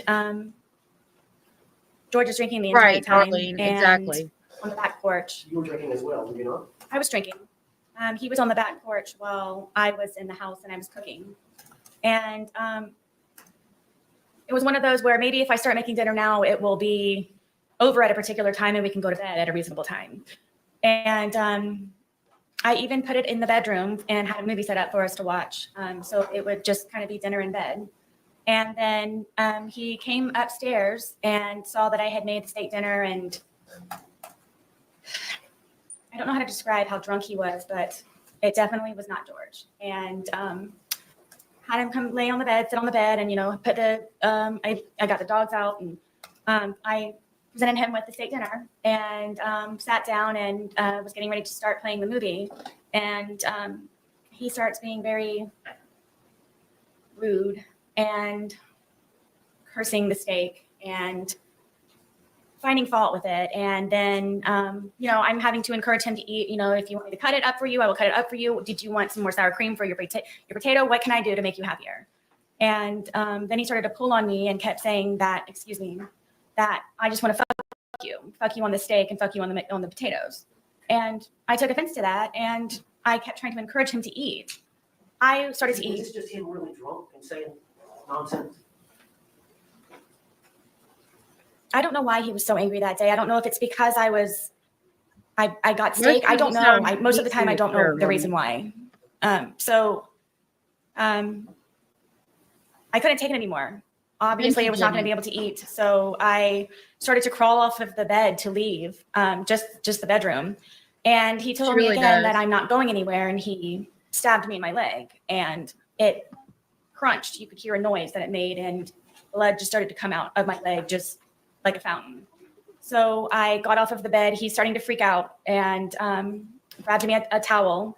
I got a wet towel and I'm sitting here holding the towel and it's increasingly becoming even more and more saturated by the minute. It's just minutes. So I'm going through towels and towels. And I said, George, I think I need to go to the hospital. This is not stopping to bleed. This is I want to give y'all a trigger warning. And yeah, please consider giving us a thumbs up and hitting that subscribe button to become part of the Speculating family. We have memberships available if anybody's interested. Thank you so much. Serious. And he got on his knees and begged me, please don't call the police. Please don't call the police. Please don't call the police. And inevitably, he went and got my car keys and put them around his neck again and my cell phone. So I was not able to call anyone, and I wasn't able to. That's a kidnapping leave in my car. So I figured I would just go downstairs, and I'm just going to go downstairs. And I had propped my foot up on the glass table that we had, and blood is just everywhere. Blood is everywhere. I can't keep up with the amount of blood, and I'm starting to feel very weak and really weird. And he comes downstairs, and he's still begging me, please don't call 911. Please don't call 911. I kept telling him, there's something. This is serious. This is something. Because he knew that he would probably get arrested or something bad would happen to him. So I couldn't take him anymore. He was just all over me and just, I'm bleeding. I'm bleeding very badly. And he's having me try to console him. And I kept telling him, please, I need to call 911, please. And I said, okay, just let me. Okay, while he could have hit an artery, and that could be while she's feeling dizzy and all of that. Another thing is when he did that, she's gonna get stressed out. They've been drinking, so your blood is thinner and you're going to bleed everywhere. It's going to be worse because there's so much alcohol in your body. And again, like I said, if you take somebody's phone or car keys while they're trying to call 911 or leave wherever they're at, it's a kidnapping charge. So did he get, I would like to see, I need to look up his record or something, because I mean, I'm wondering if there ever was a kidnapping charge. If there wasn't, then this story is not making sense, because if she told that to the police, it'd be an automatic kidnapping charge. And then Abella said her story before that was George threw the knife at her, if I recall. So that's interesting. Again, changing stories, lying on the stand. Let me just give me a moment. And I crawled upstairs to my son's bathroom, which is the furthest bathroom away from everything. And I remember holding onto the sink. And I looked into the mirror and my lips were blue. And I knew I needed help. I needed help. Paranormal. And he came upstairs looking frantic for me, calling my name. And then I turned to him and I said, please, I'm going to die. I've lost a lot of blood. There's something wrong. My lips are blue. Please, we don't have to call an ambulance. If you could just take me, I'll drive whatever I can do, please, to go to the hospital for this. And he said that before anything happens, I had to concoct a story in order for him to not be arrested or be in trouble when we did inevitably get to the hospital. So I'm sitting there with this blood-soaked towel. That's what I was thinking. With blue lips, trying to come up with a story of what I can tell them when I go down there so he's not in trouble, and telling him that it's okay. And I came up with the story of that we were sword fighting silly after drinking with our steak knives, and he accidentally punctured my leg. And from there, how did you get to the hospital? Originally, he told me to drive, and because of the amount of alcohol that he drank, and I couldn't. So he got into the driver's seat and drove me, and the entire time he's barking at me to make sure that I get the story straight. We're sword fighting, okay? We were drunk, did you go being silly. Yes. All right. And did you get treated there? Yes. I was bloody, and all right, let me show you the photograph. I'll show you this. Yes. All right, is this a fair and accurate depiction of the injury to your leg? Yes, I had to go to 2 different hospitals for it. And you lied to medical personnel about how this happened? Yes, they brought in sheriffs and everything. Was it consistent with? Right there when she looked down, she kind of winced, however you say that word, and then said, I had to go to 2 different hospitals for it. Shows anger and resentment about it, not her trying to cover up for him. She was angry when she said that. Like, I even had to go to 2 different hospitals. Look what he did to me. I had to go to 2 different hospitals about this. That's the way she said it, not like she was trying to cover for him. They brought in sheriffs. Did you have to answer to the law enforcement officer?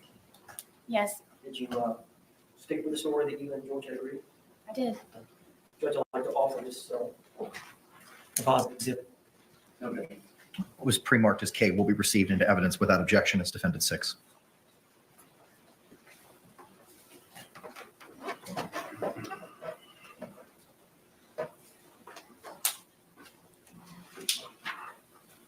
You may publish, sir. Thank you.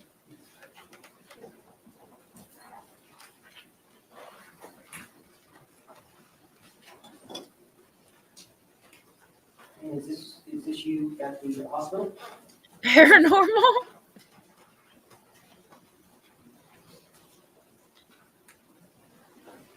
Is this the stab wound you want? Yes, my foot. Is this a close-up of the stab wound? Yes. And was that, did you hurt your foot? No, due to the injury, I had other problems with the surgery. Okay.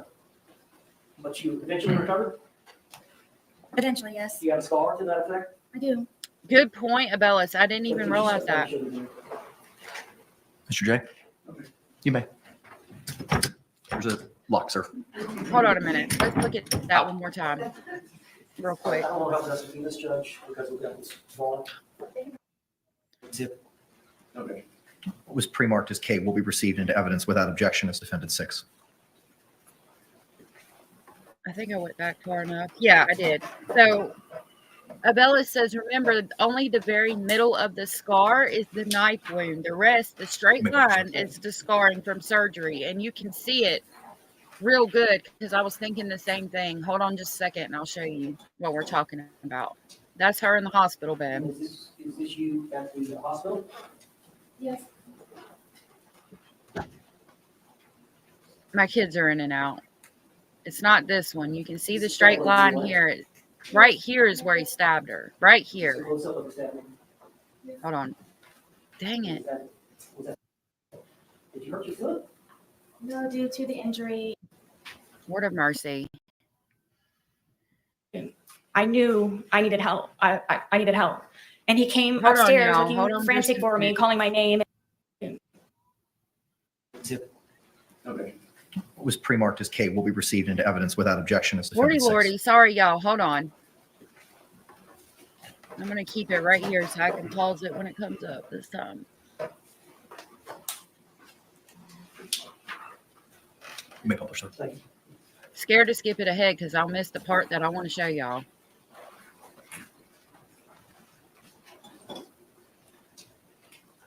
And is this you at the hospital?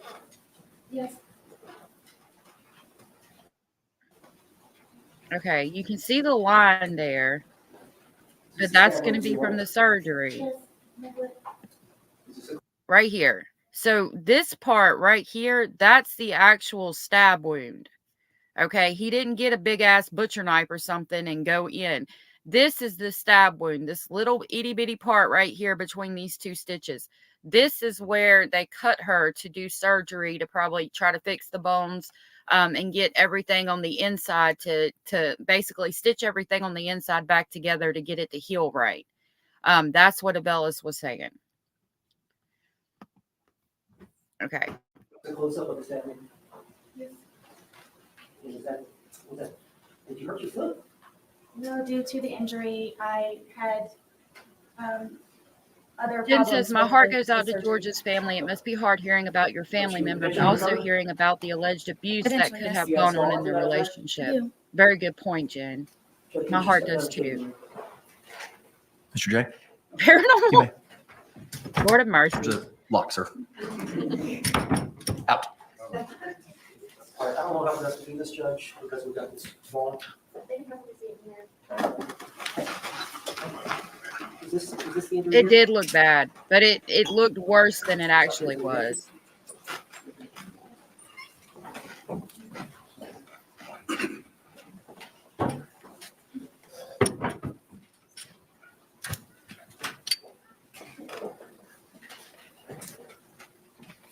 All right, I'm showing you identification T. You recognize that photograph? Yes. All right. Looks like you've got an injury to your lip and to your face. Do you recall this event? I was trying to sleep, and Have y'all been drinking? I'm sure. I know that he had been drinking. This was one of the instances where I would go upstairs to try to go to sleep. But y'all drank together a lot, did you not? Sometimes, yes. But there were times where he wanted to stay up and continue to drink and you wanted to go to bed. Many times, yes. You were done, he was not. Correct. Was that one of these times? Yes. So tell us what happened. I'm sleeping in the bed, sound asleep, and he comes into the room and grabs me by my hair a lot of the times. And from here, he scratched me from trying to grab me, and then grabbed my hair and pulled me off of the bed, and then raked my face across the carpet. These are carpet burns. To your lips? Yes. What about to the, looks like the eyebrow area? That's from where from grabbing me, scratched me, and got a hold of me by my hair. Why was he mad at you? Because I wasn't downstairs with him. He wanted you to be drinking with him? Darlene says all that's going to backfire on her. Instead of sympathy, it's going to show motive. And that is a great point. She is dumb, in my personal opinion, speculation only.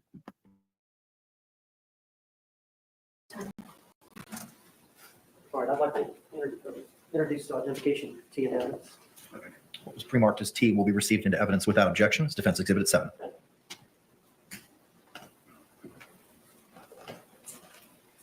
Oh, permission vote. You may, sir.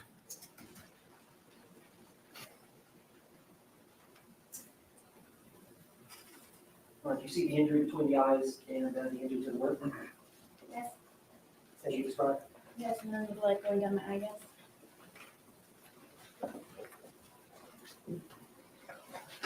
When you was been marked as exhibit for identification, or defense exhibit, you for identification? Yes, Can you describe that photograph? I can. Go ahead. This was the first time that I ever called 911. George and I had gone to a bar across the street within walking distance, and at some point, I asked a guy, or he asked me, somehow or another, it was over a cigarette. And he left, and I didn't know where he went, and the bartender said, oh, he left. He took your car and left. So we will have a whole zoo by the end of the day.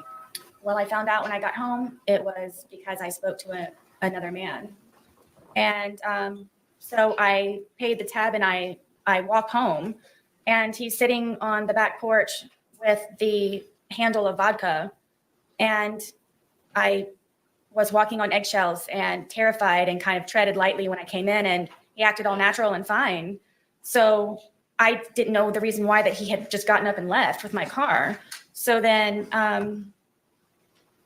he calls me a whore, and then he calls me a slut, and then he calls me a cunt, and gets up and pushes me. And he pushed me with both of his hands so hard that we have this little area where our washer and dryer is, and there are metal doors that are on it. And he pushed me into the metal door. And then I fell back, and he got his knees on top of me on my arms here, so I was pinned down, and was starting to strangle me, and hit my head up against the metal closet over and over and over and over and over again, and calling me a fucking whore, and you're such a slut, and fuck you, and everything. And my tongue was flopping out of my mouth, and I thought I was going to bite my tongue off. And because of the amount of noise, I guess, my head was making on the metal door, he slid me down and got back on me, and then started to strangle me again. And it was on, we have carpet, but it's like concrete. And I was able to get my arms out from underneath and grab his throat and get him off of me. So I got him off of me, and I pushed him off, and he came up and he goes, "You fucking bitch." And he stomped my face. And the next thing I know, I woke up. I obviously blacked out. I'm here. I'm listening. Yes. And he was passed out on the floor. And I woke up frantic looking for my phone, and I immediately called 911. Okay. The police arrived on that incident? Yes, they did. Is this a fair and accurate depiction of the injury you sustained as a result of him kicking you? Stomping, yes. A stomp? Stomp. With his All I heel? saw was his heel.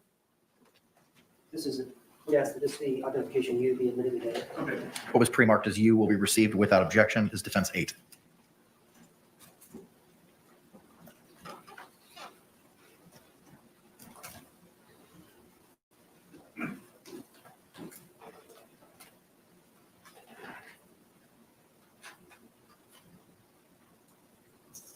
Was that the next day? Oh or my was that God. later? That's a couple of days later. And that's the bruising from the kicking in the eye? Yes. Now, the police were called, and we'll talk about that in a minute. Let me go to the beginning.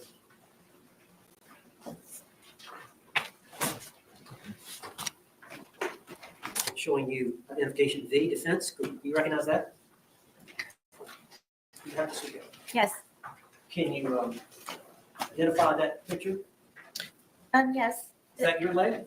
Yes. And is that just like the injury to your knee? Yes.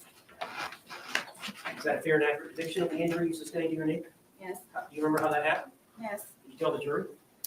I was trying to get off of the back porch, and he grabbed me and pushed me, and it was a rock or a really sharp piece of mold from him grabbing me and pushing me onto the ground, and I guess I just happened to hit my knee just right on whatever it was. Were y'all drinking?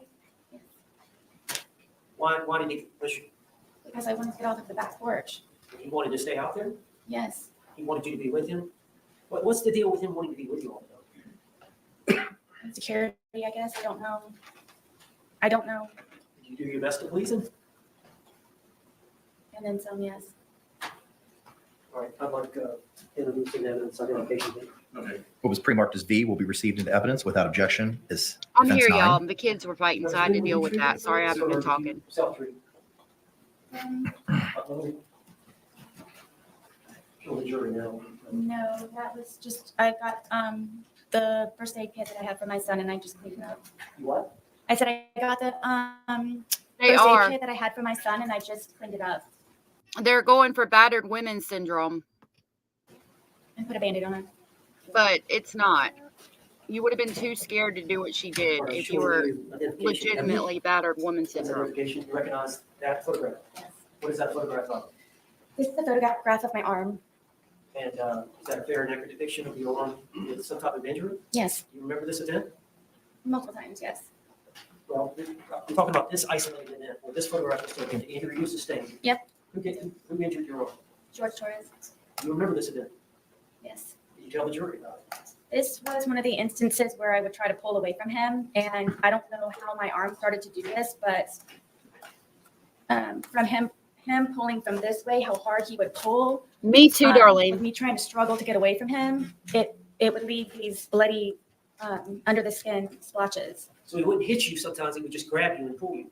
Yes, from me trying to pull away from him, that's the point of it doing this, from me pulling away from him. Yeah, it does look weird. Many times y'all were both intoxicated? I mean, I can't say for sure that, yes, but whenever it would happen, yes, I would be drinking. Identification W in evidence. What was pre-marked as W will be received into evidence without objection as defense exhibit 10.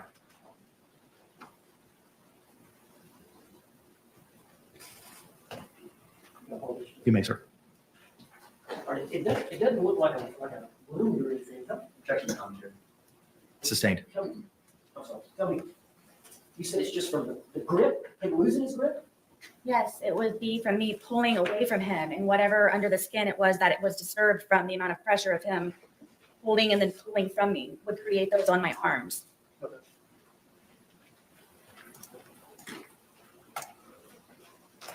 Let's show you defense exhibit X for identification. Yes. And what is that picture of?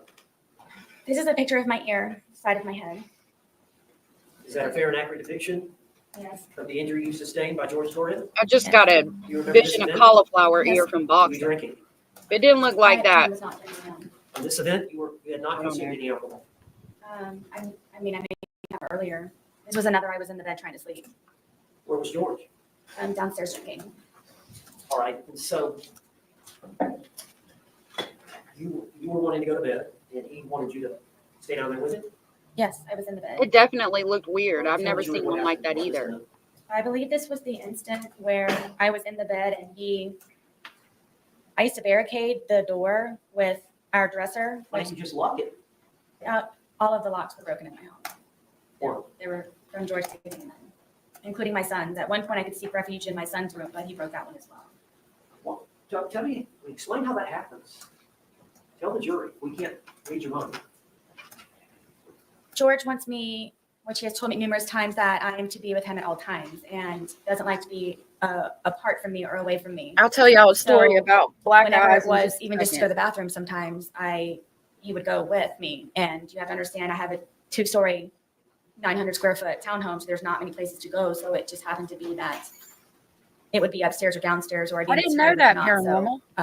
Inevitably. Did you want some time away? Yes, I did. Even if it were just him upstairs or me downstairs or vice versa. So I rarely got to sleep. This was one of the instances because I had barricaded a door with our, 200-pound dresser that we had. And then I had my nightstand barricaded up against the bed, to where it was even more difficult from the prior times of him breaking in. And he would, I don't know how he would ever do it, but he would get himself in through the crack of the door that he would be able to wedge the dresser in the nightstand. And he pulled me out of the bed and told me I was going to die. And I believe it's this incident, and punched me and Punched you in the side of the head? yes, in my temple and everything. Was it an open fist or a closed fist, or do you know? It was fully closed.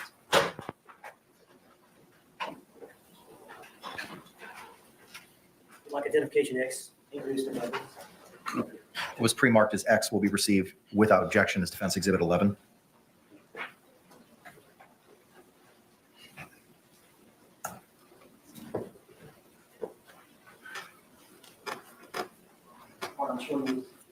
Okay. So I got in a car wreck and I hit my head on the steering wheel, like the seatbelt didn't lock. And so my head hit the steering wheel, and my whole face, like my eyes, my cheeks, everything was black. But it wasn't black. It was like purple. And as nasty as it sounds, it had the green appearance and the yellow that the bruises turn. And my eyes, there was no white in my eyes. They were just completely bloodshot because I had broken blood vessels in my eyes.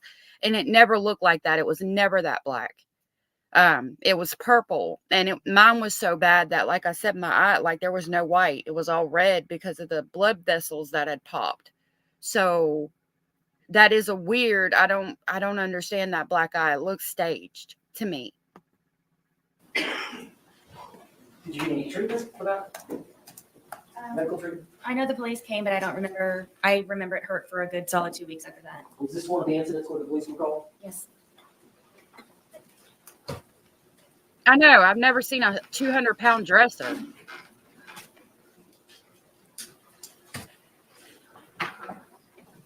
Now, do you recognize this photograph, which is identification Y? Yes. Was that the date of the incident? The date of this event? No, it happened prior. But this picture that was taken of This picture was taken February 24th of 2020? Yes. And do you recognize that as your close-up facial? Yes. Is that a fair and accurate depiction of how your face looked on February 23rd of 2020? Yes. I mean, it's possible. Again, because I was sleeping, George was upset with me and came in with a metal curtain rod and bent it and snapped it in half and then crunched me in the forehead with it. And then started to beat the furniture that was in the bedroom. This is probably a good month before or after it had happened, before I really do believe that I should have gotten stitches, but I was not allowed to go to the hospital. Judge, I'd like the identification Y introduced into evidence. It was a gash. What was pre-marked as Y will be received into evidence without objection as Defense 12. Is that the same curtain rod that you mentioned in the 2-hour interrogation video? Which they didn't take, yes. It would appear so. This was photographs that were taken, I guess it would have been the crime scene. Was it the crime scene investigator that came out and took photographs? I don't remember who it was, but yes, someone did on the day of the incident. Was it different from the extraction, the phone extraction expert? Was it somebody different? I think. But this wound right here? Yes. And remember, that's a month later. And then on that same date, same time, they took this photograph as well, which is identification R. Yes.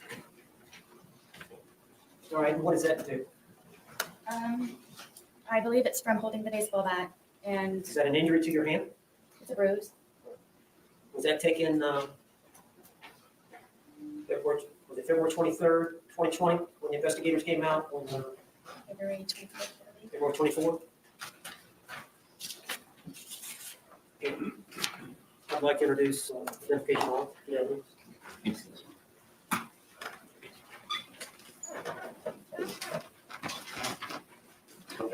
What was pre-marked as defense R will be received into evidence without objection as defense 13.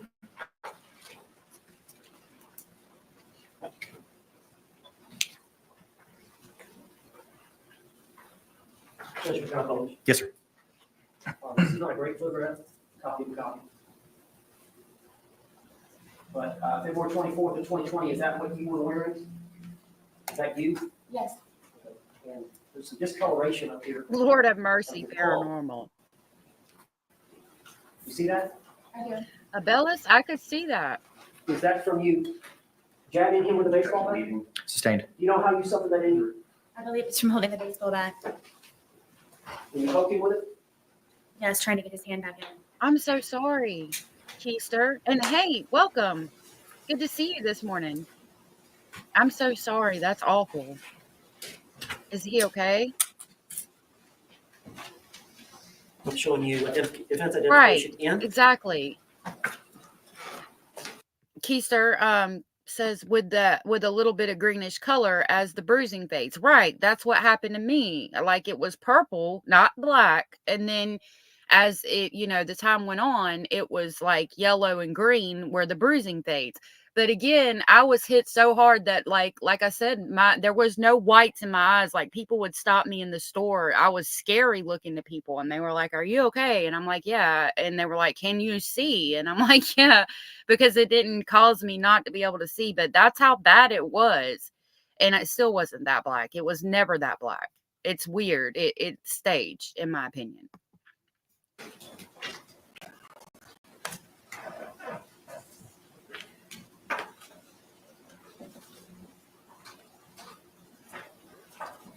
Just like 5 photographs. Can you look at those?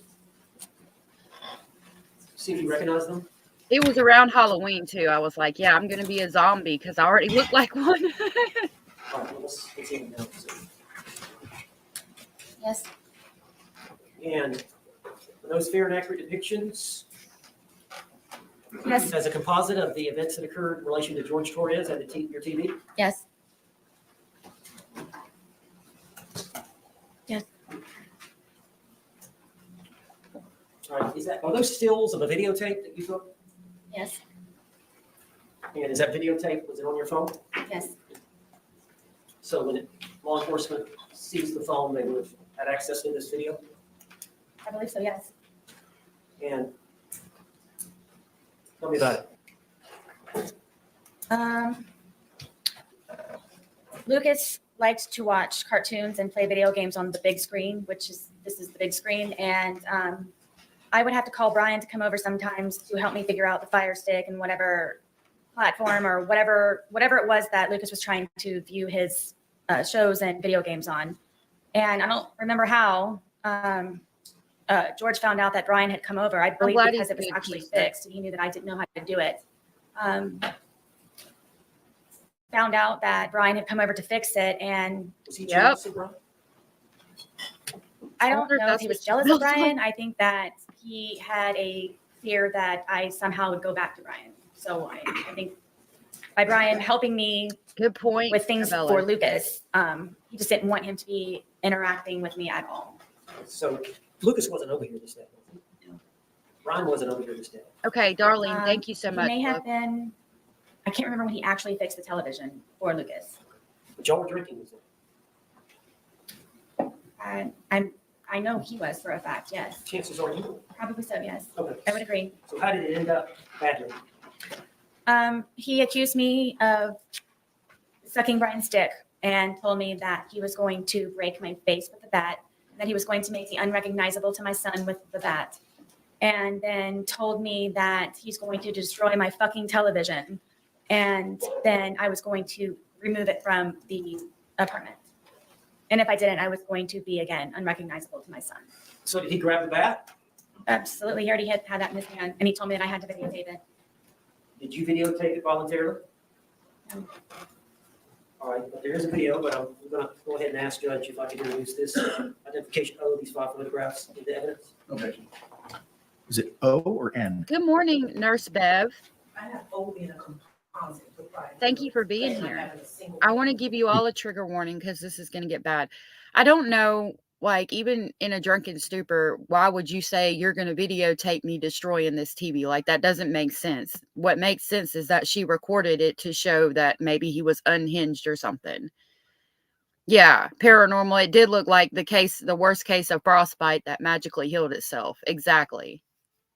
Thank you for being here, Nurse Bev. Good morning and welcome again. We're moving in O. Okay. All right. What was pre-marked as O will be received into evidence without objection as defense 14.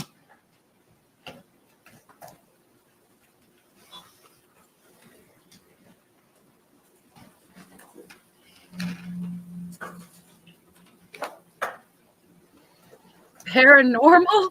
Lord have mercy. You know, I'm right there with you. This was George. That particular day holding the bat. That's telling me that I'm going to take the television out once he destroys it. He wanted you to take the television out? That, or I was going to help him, but either way, I was taking it apart and removing it. And what is this picture of? In the process of him destroying my television. While you're videotaping? Correct.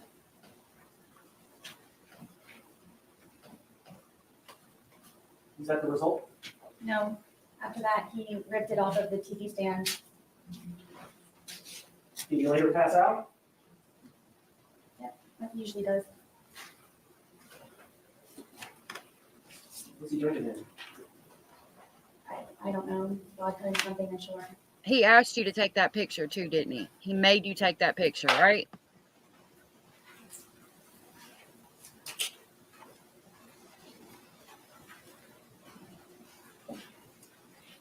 Okay, Darlene, I hope you have a wonderful day. Thank you for being here. Did you recognize that? Can I let it go? In the stairwell? Exactly, Keister. Good point. Photograph taken by crime scene? Correct. Is that a fair and accurate depiction of your living room and stairwell? Yes. And let's try to introduce this as identification 9 as an exhibit. No, it's pre-marked as M, correct? It's got N. N, I apologize. What's pre-marked as N will be received into evidence without objection as defendants 15.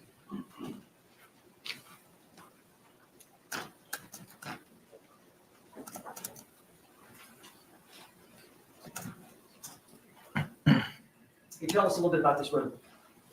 This is my living room.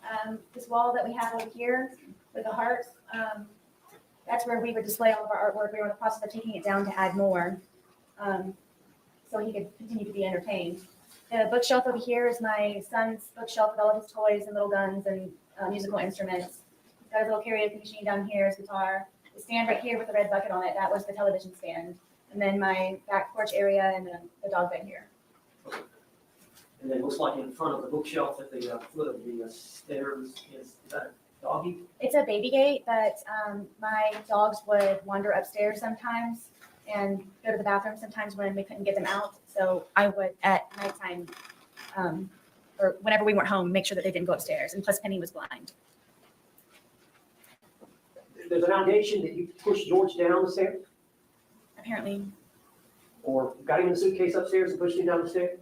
Supposedly. Is that her? Absolutely not. Is that bookshelf disturbed in any way? No, nor the plant next to it.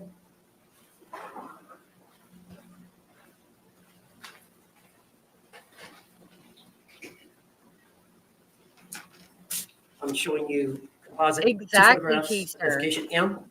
Did you look at those two and see if you recognize them? Yes, this is me sitting on the back porch with my dogs.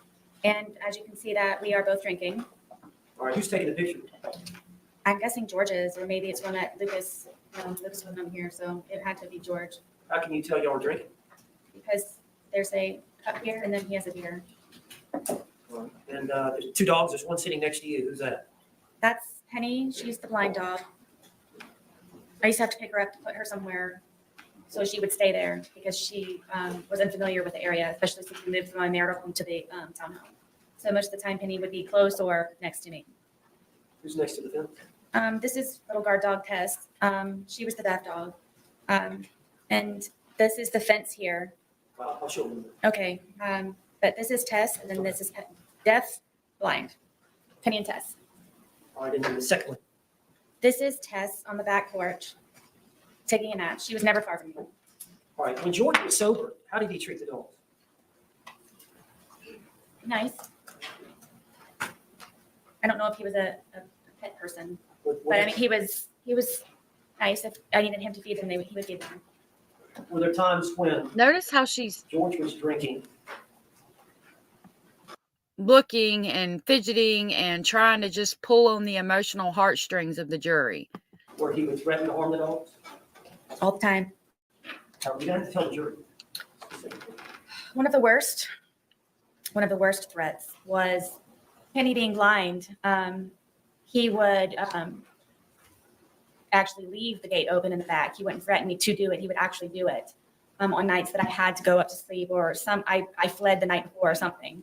And would tell me that he hoped that I would come back and find her bloated body dead in the pond across the way from our townhome. And Tess was notorious if I wasn't there to go look for me, and would say that he would hope that I would have to scrape up her dead body from the street that was out in front of our apartment complex. Why was George upset with you? Why was he threatening to harm the dog? Anything that he could get to try to have some type of hold over me. Control. And he knew I loved my dogs very much, especially that they were handicapped. Were they afraid of him? Yes. Penny would hear his voice and instantly go underneath the dining room table that we had.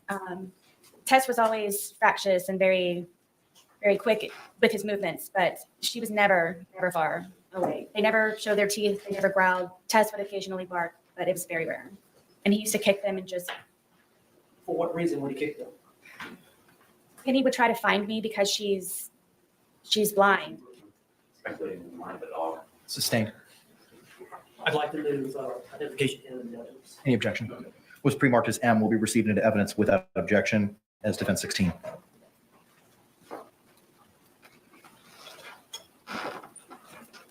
I don't think she's a dog person, a cat person, a people person, a cow person, a goat person, a chicken. I don't think she's any of those. Sarah's a Sarah person. Porch, and this is the fence that I made for the dogs to have a little bit extra space. Penny is next to me. She's the blind dog, and then Tess is down here at guarding the gate. Are these fake rabbits? Is that? Yes. I used to call my son when he was a baby. He was my bunny rabbit. Overruled. He was my bunny rabbit. So I used to collect bunny rabbits. And so I have rabbits here and there throughout my house and in my little garden area. All right, this is the alcohol you are consuming? Yes. And this is a close-up of which one? This is Tess. She's the deaf dog. How old were these dogs at that time, 2020? I agree, Jenny. 9, maybe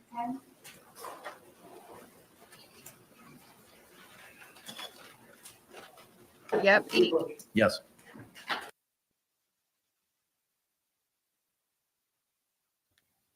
I could just see her sitting there yelling at her dogs.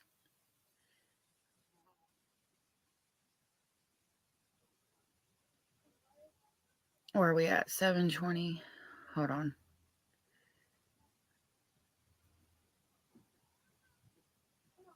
Okay, so they stop. They're not going to come back from this. Okay, hold on. They take a break, and now she's back on the stand. We're going to go to right here.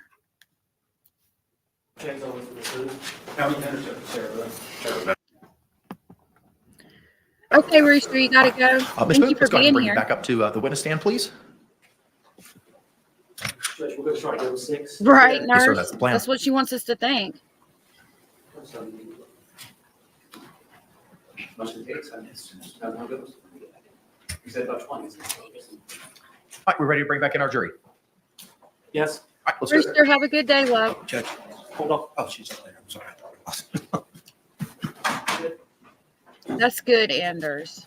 I bet you're a good pet parent. She is, Keister. I hope you feel better, Rooster.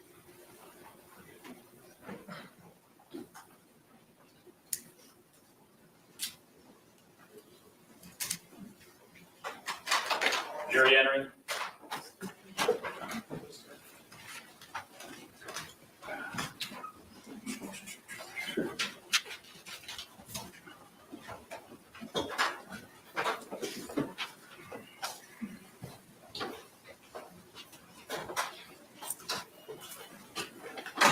State, do you recognize our jury? Yes, Your Honor. Defense, do you recognize our jury? All right, y'all can be seated. Thank you. Again, members of the jury, if you could. Oh, wait. Yeah, Bellis has been pointing out her inconsistencies and how she was talking about that George was such a great person 1 second, and then the next Can the parties approach for a second, moment? horrible.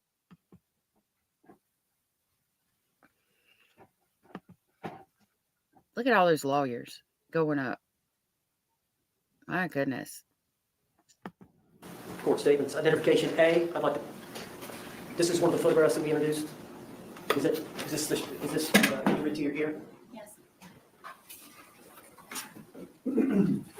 I'm excited for you, Bellis, and I'm sorry about your living Haley. room. This is identification C. The blow up. Yes.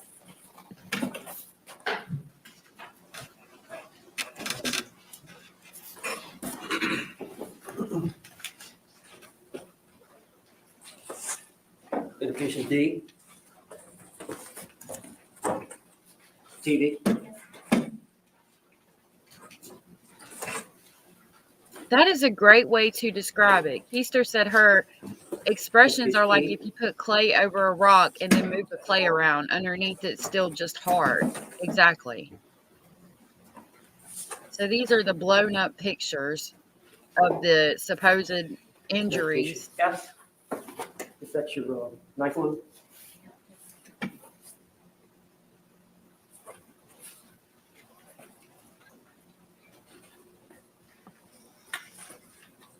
Identification G. Just the Anders, it's not a golden retriever. I don't know what Haley was, but I don't think she was a golden retriever.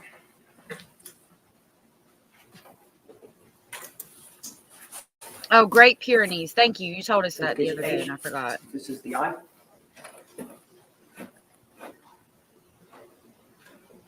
That it's not ever that black. It did look like she just rubbed makeup on it, in my opinion.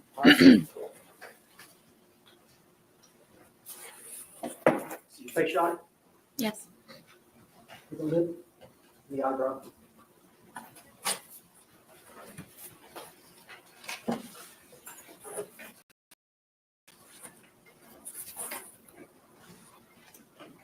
She lying her ass off. And this is the back patio of the dog. Yes.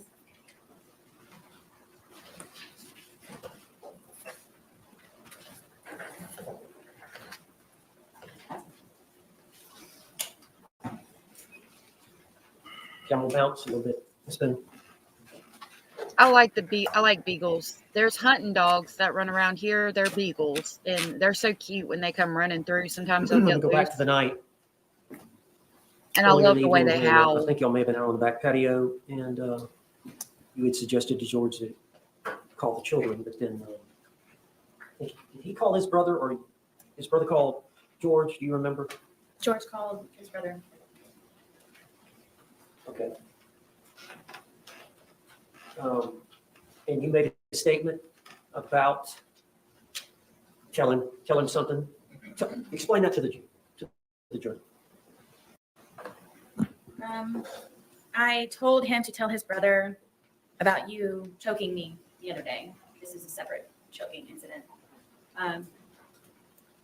We had been drinking, and I wanted George to tell him, but he didn't tell him, so I said it in the background, so he would be aware. What did you tell him?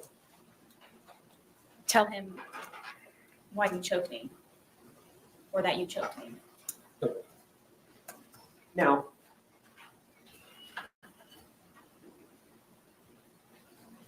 you heard the testimony of the two neighbors, the boys that live next to you? Yes. And, Yep, Keister. You heard that they were actually questioned. I think the Anders, it's because they're linked, audio, honey. they were audio interviewed. You heard from Detective Copsel. I think it was 2 or 3, a couple of days later on the 25th of February or 27th of February. Yes. I think so And, too, nurse. You heard their testimony earlier this week, Yes. where they hear a kind of a thumping sound starting at the top of the steps, ending at the bottom. Yes. Have they got the night wrong? Yes. Explain to the jury that. So it was the night before. Again, I was sleeping, and in the middle of the night with the door barricaded, he came in and ripped me out of the bed. And first got me with one hand, and then got both hands and pulled me completely off of the bed. And then, like a caveman, had my hair like this and was going down the stairwell, taking me with him to come downstairs so I could sit and drink with him. Do you believe that's the noise that the two neighbor boys heard? I absolutely do. And it was just the night before. Correct.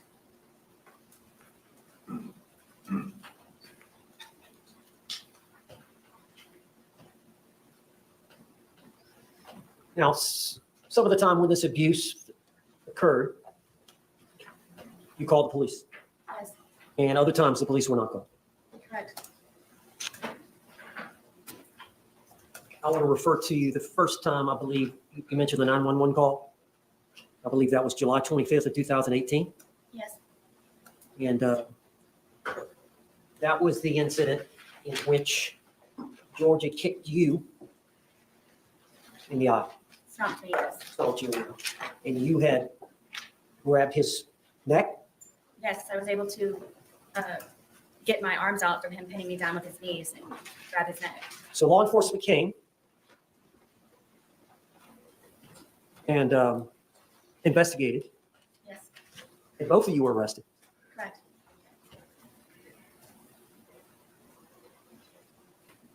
You recall asking the officer when you were arrested, why am I being arrested? Many times, yes. You recall asking the officer, why am I being arrested? Oh, sorry, y'all. I didn't realize I was unmuted. Yeah, that goes back to what I was just saying. If I go to jail, Do you recall making any other statements to law enforcement as to why you did what you did to George? That was the first time ever that I actually officially fought back. Did you tell the officer that you were fighting back? Yes, because I was in complete shock that I was getting arrested because of it. Because you were in a drunken stupor, in my opinion. Right, Keister? I love that y'all are talking about dogs.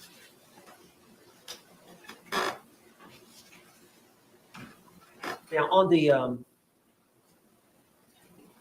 2-minute video, the suitcase video, you mentioned to him, I think you said something, I can't breathe. He said, I can't breathe. And you said, that's how I feel when you're choking me. Were you referring to an isolated incident of the night before, 2 nights before, or whatever, or were you referring to in general? In general, the more than 2 or 3, 4 times that he had done it. Okay. And then the part about cheating, he didn't physically cheat on you. No, he did not. Okay. And just, I don't want to go into a lot of detail, but what are you referring to there? George was, I believe, addicted to pornography, and a lot of that would be found on my phone from him supposedly wanting to call up job interviews. And as a solution, I sat him down and I explained to him, to me, that's you visualizing yourself with someone else, or at least. you berated this man and possibly unalived him, saying, "That's how I feel when you cheat on me." And he was just watching porn. Are you kidding me? Wow. Just having a pleasurable moment with someone else or watching other people. And to me, I told him that I considered that cheating on me. Okay. And so he would download that on your phone? Yes.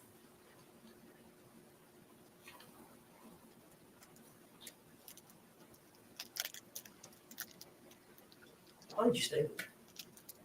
Oh, sorry, I didn't realize. I'm pulling out crayons to write down things out of this crayon pack. Has anyone who has ever been in love, or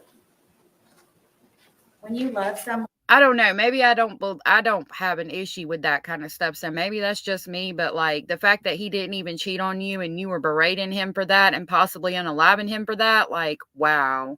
One or primarily someone or something, you go above and beyond and you tolerate and you endure and you persevere and you try to make that person as spectacular as you possibly can, no matter the sacrifice that you may have to go through. He was addicted, but had to ask permission to use her phone to look at it. Stop it. Serve someone else in a positive light so they can be better people for themselves and to just make them a happier person. And love is very strong and love is very deep. And love, I believe, is not fully understood in a lot of ways for how different people react to it. And I very much, deeply, and passionately love George. Keister says she doesn't come across as a damsel in distress. In fact, pretty sure she's a dirty fighter, hence the baseball bat and this to the suitcase. One kick to the family jewels and there would be a 103-pound puddle. Exactly. Exactly. Did you not want to be alone? Yep. Anders, beginning exactly. Abella, divorce, exactly. it was very nice to have him around, and he was a man to me, and I felt protected. And it was a man. What does that mean? Very nice, and as lame as it sounds, he used to compliment me, and it made my day. So yes. During that period of time, when you first started seeing George, would it be fair to say that you had low self-esteem? Yes.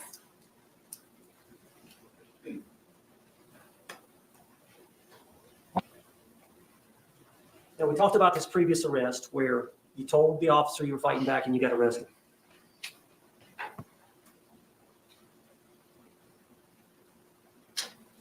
Now, I want to talk about your conversations with law enforcement. But first, I want to ask you, why did you go to the police station that day when you were interrogated there and saw the 2-hour video? Tell the jury.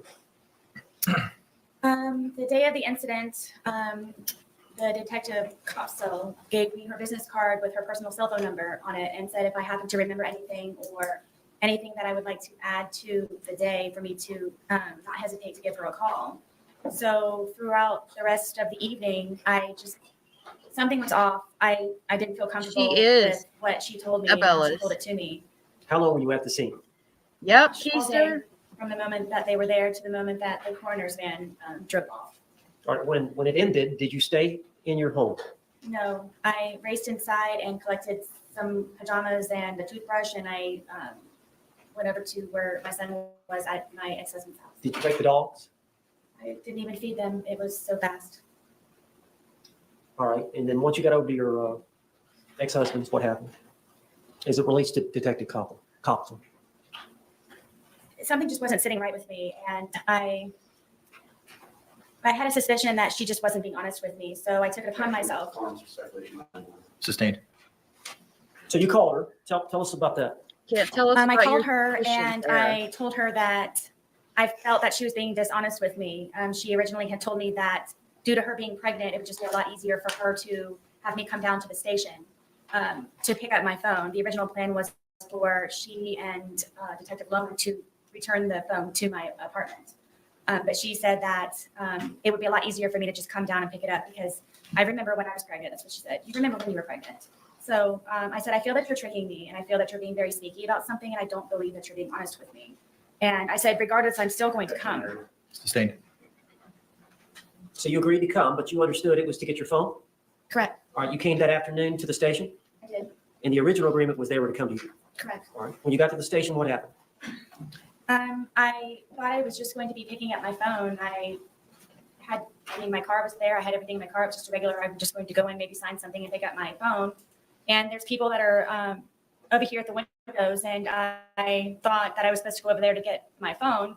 And Detective Lowen came down and said that my phone was upstairs. So if I would just follow him upstairs, that's where my phone was. And then I was taken into I guess it was an interrogation room, and they told me to sit down, and that then I guess the interview or interrogation began, and I just simply was getting my phone. Sarah, tell the jury why. Yes.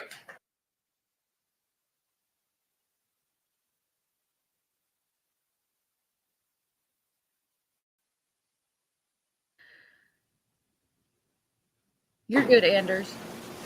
You may proceed. She's upset about like regular police tactics. That's what they do to get you in there to interrogate them. I mean, it's not against the law. Ms. Boone, tell the jury why you lied to the police. I lied to the police, basically everyone, because I was extremely fearful of being Yeah, I need some of that arrested. motivation, Joy. I made the first attempt of me calling 911 by telling them what happened, and I thought they were going to help me, but instead I was arrested for calling 911. So you It made the wasn't decision for to lie. calling 911, you Did. liar. Did you stay with that lie? I did. Are you telling the truth today? I am. Now, let me take you back to the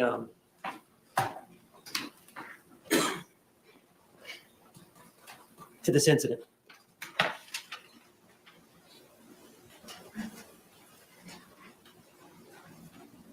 Is it fair to say that when George Torres is sober, he commits no violence against you? No. Is that fair to say? Yes. Is it fair to say that every time that he's intoxicated, or every time that you're hit by him or harmed by him, it's when he's intoxicated? Yes. As a result, when he's drinking, does it change your outlook? Yes. Could you explain that to the jury? I'm always fearful, paranoia. Why? Because I try to protect and defend myself for fear something happens at the last ultimate second. But you're always that way, fearful. Is it because of these prior incidences? Absolutely. Do you try to placate it? All the time. What do you mean? With the puzzles and the painting and feeding the ducks across the way at the pond, listening to music, trying to go for a walk on the trail, anything that I possibly can. I told you I was running out of things to entertain him with. Why do you think George, what bothers him? Sustained. Does he tell you? Entertain me Sustained. him like a child? Really? As a result of how he behaves towards you in that intoxicated state, She's already how are you lied feeling the many night of this times. event? And it's obvious. I'm glad they're finally objecting. Extremely nervous, anxiety galore, just, I can never relax. When he's drinking. Yes. And the state of intoxication that he was at the time of this event, is that the state that scares you the most? It's the tone, yes. There's a lot of alarms and red flags that go on throughout the day or night or whenever it is that we are drinking. Sustained. Tell us about that. How that does that heighten your sense of safety, At all times. but especially when he's drinking? Oh, yes, all the time. And then his mood? Yes, it depends on what mood he's in that day. Well, do you have like a sixth sense of how he's doing? Yes, I knew George very well. Sustained. Can you tell us what you mean by that? He does keep Sixth throwing sense, or script knew and him very is well. leading the witness. I guess you can say that I was trained by fear with him. Just it wasn't fun anymore when we would drink and we would. Then why did you hang out on the continue back to porch? It wasn't drink? fun anymore because I knew inevitably that something was going to happen to me one way or another. Then stop drinking. Hello.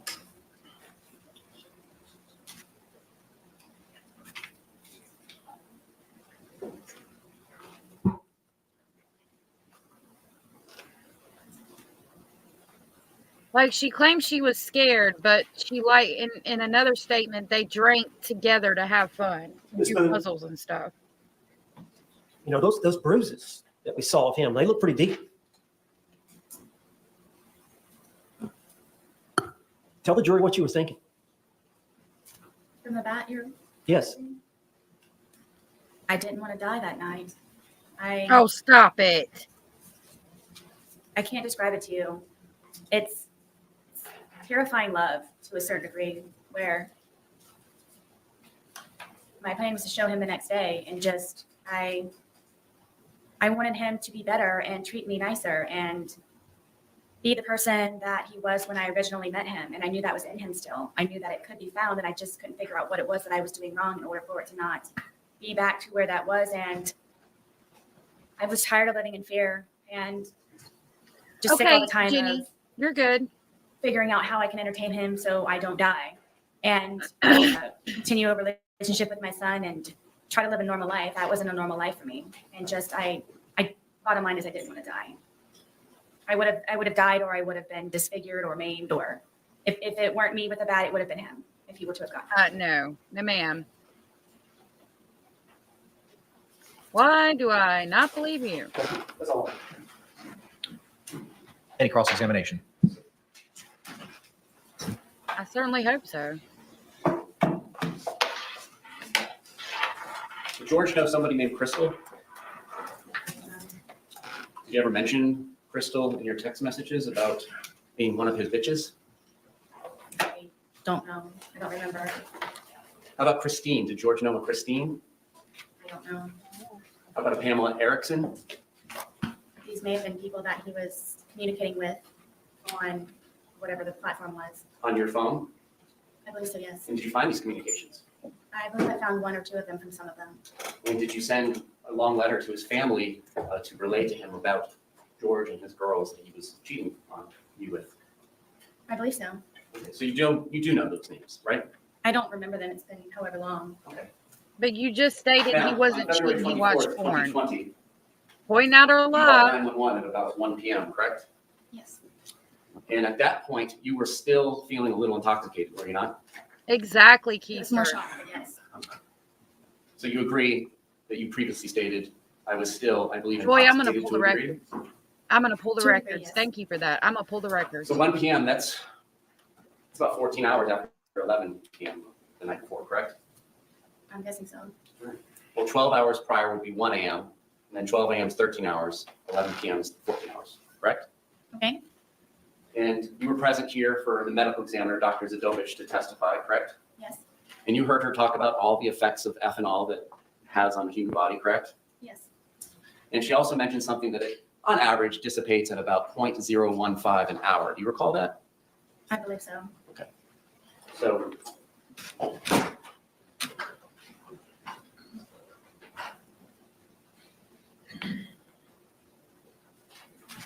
would it be fair to say that if you're still feeling the effects of the alcohol at 1 p.m., so that's 14 hours, 0.015, you were at approximately about 0.21 at 11 p.m. the night before. Do you feel like you were 2.5 times the legal limit at that time? I don't know how you came to that number. Judge, I'm with Jack. Roach. Keister said he was already incapacitated in a suitcase. Call the cops and lock yourself in the car till they come. Not go to sleep for the night and see if he's dead yet when you wake up. Exactly. Playing the whole battered women syndrome. Look at her smiling. You just claimed that he wasn't cheating, that you considered cheating porn on the phone, but yet you knew he had phone conversations with Christina and all these other people, proving that you knew he was talking to other people, and that's what pissed you off. Showing motive, showing hostility, showing your hate towards the victim. Stop it. I can't wait for this. The prosecutor, I hope they slaughter her. I really do. I hope they slaughter her on the stand. Joy, I want to pull her records and see what we can find out. This is going to be Orange County, so I'm already in communication with them trying to get other records. You may proceed. So you testified earlier that you all had about half of one of these bottles left from the night before, correct? Yes.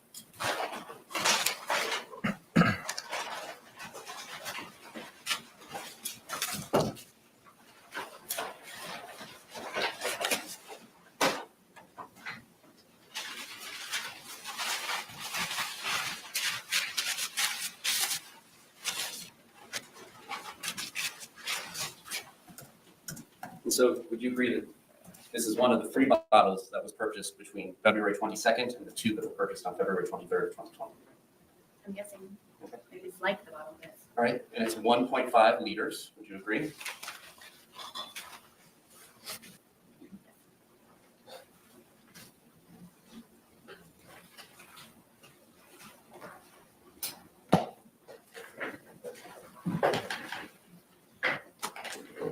And when you say half, are we talking about the top of the label was left from the day before? Oh, goodness, no. All right, a little less, halfway through the label? Right about. Okay, about halfway through the label. So in addition to halfway through the label, which you began consuming after going to public at about 12:15, correct? Yeah. So you all would have began consuming around 12:30, is it fair to say, when you got back? I can't call exactly.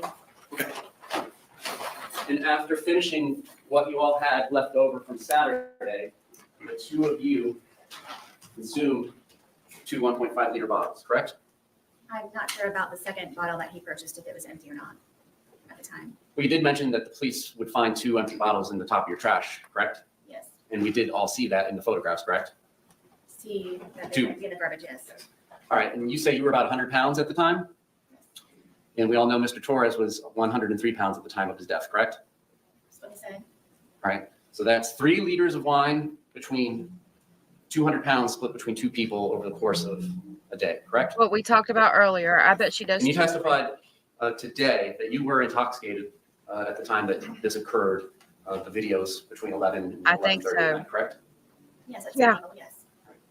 Now, what does that mean to you? Previously, have you indicated that that means the room is spinning? Do you ever recall saying that? I do.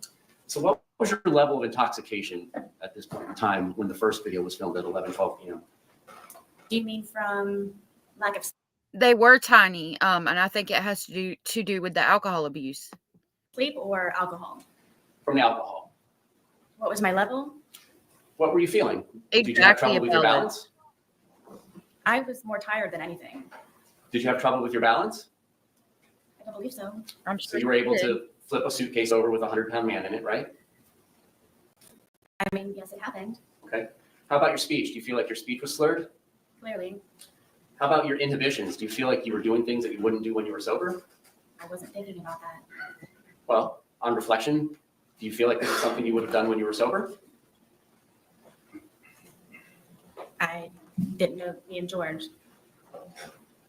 I'm just asking you, looking back on this, when he's in the suitcase and you're telling him how you feel, and then you wait 11 minutes and you film another 22 seconds, and then you go upstairs, upon reflection, is that something you would have done and left him in there had you not been drinking?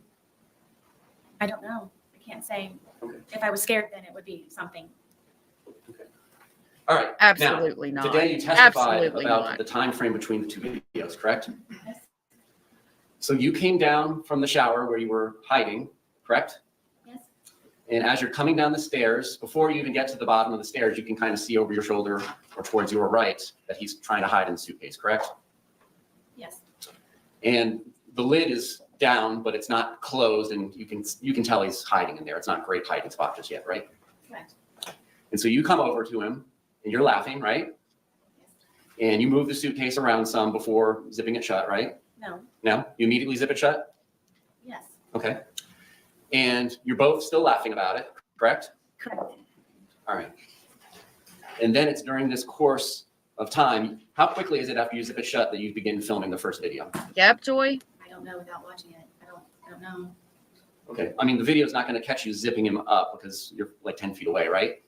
How quickly after you zip him up is it before the video starts, is my question. I don't know. Okay. And then during that 9 minutes and 14 seconds is when he begins to get angry, correct? What 9 minutes? Between the two videos, there's 9 minutes and 14 seconds between the end of 1061 and the beginning of 1062 and 1063. So you got the 2 minute, 3 second video that starts at 11:12:45, correct? I guess. Permission to use state 17? You may.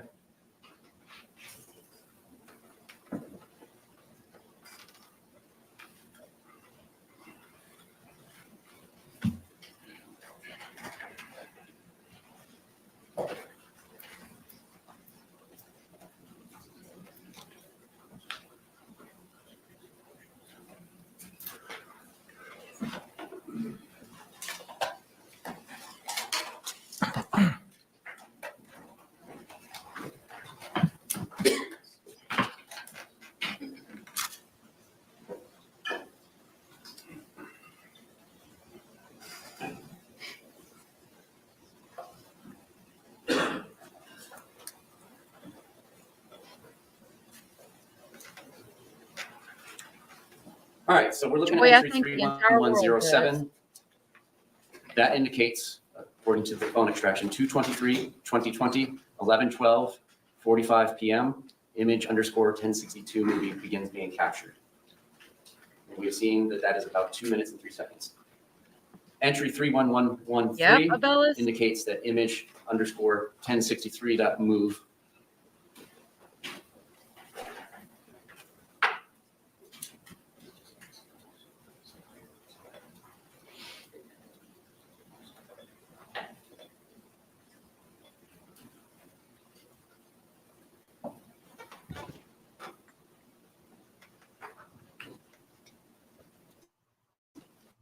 I was disconnected.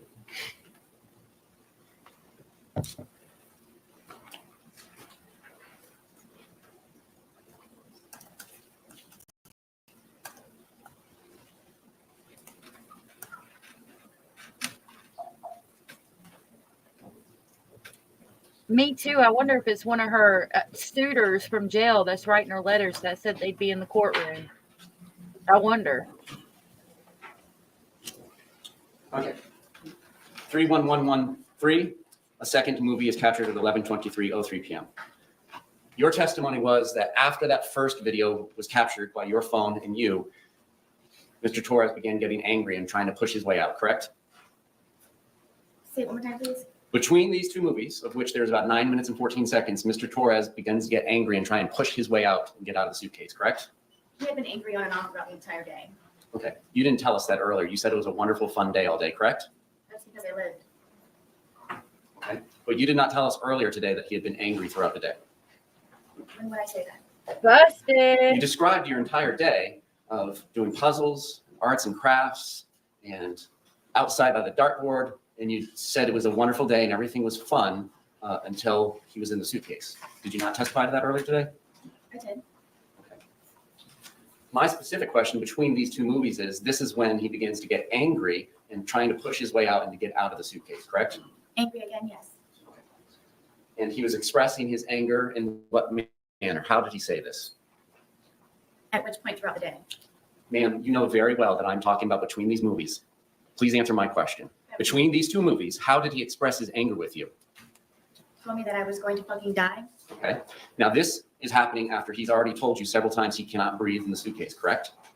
Correct. And he's been in there for whatever brief amount of time it took you to zip him up, and the laughter stops, and then you go over and begin to film, correct? Yes. And you're filming. Your purpose of filming is to kind of teach him a lesson. This is your chance to say something to him when he can't say anything back to you, correct? No. Then correct me. There was no lesson to be learned. It was just I wanted him to try to understand how I felt, so maybe he could progress. And They're doing a good better job. The next day. So you wanted him to understand how you felt in the past, and that's not teaching a lesson? I just wanted him to understand. Okay. All right, and so immediately prior to zipping him up and putting him into the movie, you had been upstairs, correct? I'm sorry. Immediately before coming down and zipping him up, and then filming the first of the two movies, you had been upstairs in the shower, correct? Yes.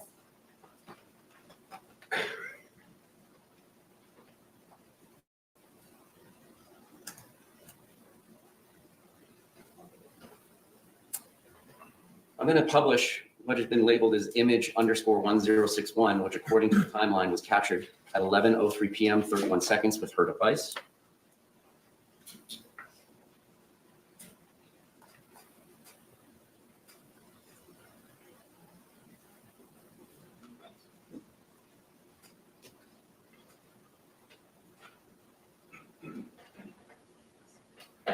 All right. Does this appear to be the suitcase that's in question in the two movies that are filmed at 11:12 and 11:23 p.m.? Oh.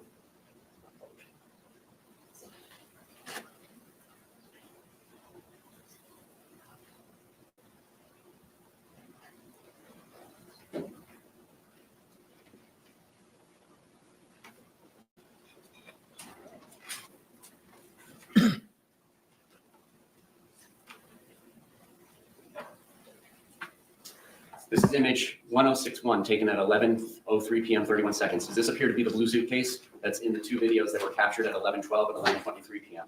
Correct. Did you take this image at 11:03 p.m.? I don't remember if I did or not. And again, we had, and by we I mean you and Mr. Torres, two 1.5 liters bottles of wine and plus whatever was left over from the day before, correct? Correct. So you don't remember taking this photograph? I don't. Do you remember whether or not Mr. Torres was in here? I don't remember taking. Who else would have took the damn photograph? So Damn. what is your memory of what happens between 11:03 p.m. and 31 seconds when that image is captured, and then when the movie starts at 11:12:45? What do you remember? I don't. Do you remember anything from that night? I do. You told the police on February 25th, 2020, 3 when they first liters, showed you the Jenny. video, that you didn't remember taking that. You remember that? I do. And your testimony is you do remember taking that video, I do. but you don't remember taking that photograph 9 minutes prior. Correct. Is there something? Did you have more to drink in those 9 minutes? I did not.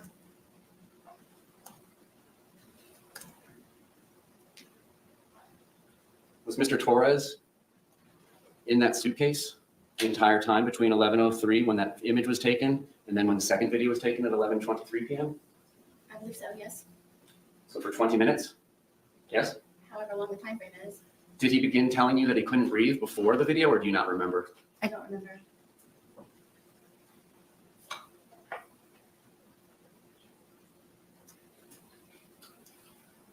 Now, you testified moments ago that your two neighbors must have misremembered which night the loud noise was, correct? Yes. And now you're telling us that you don't remember taking the photograph at 11:03 p.m., correct? Correct.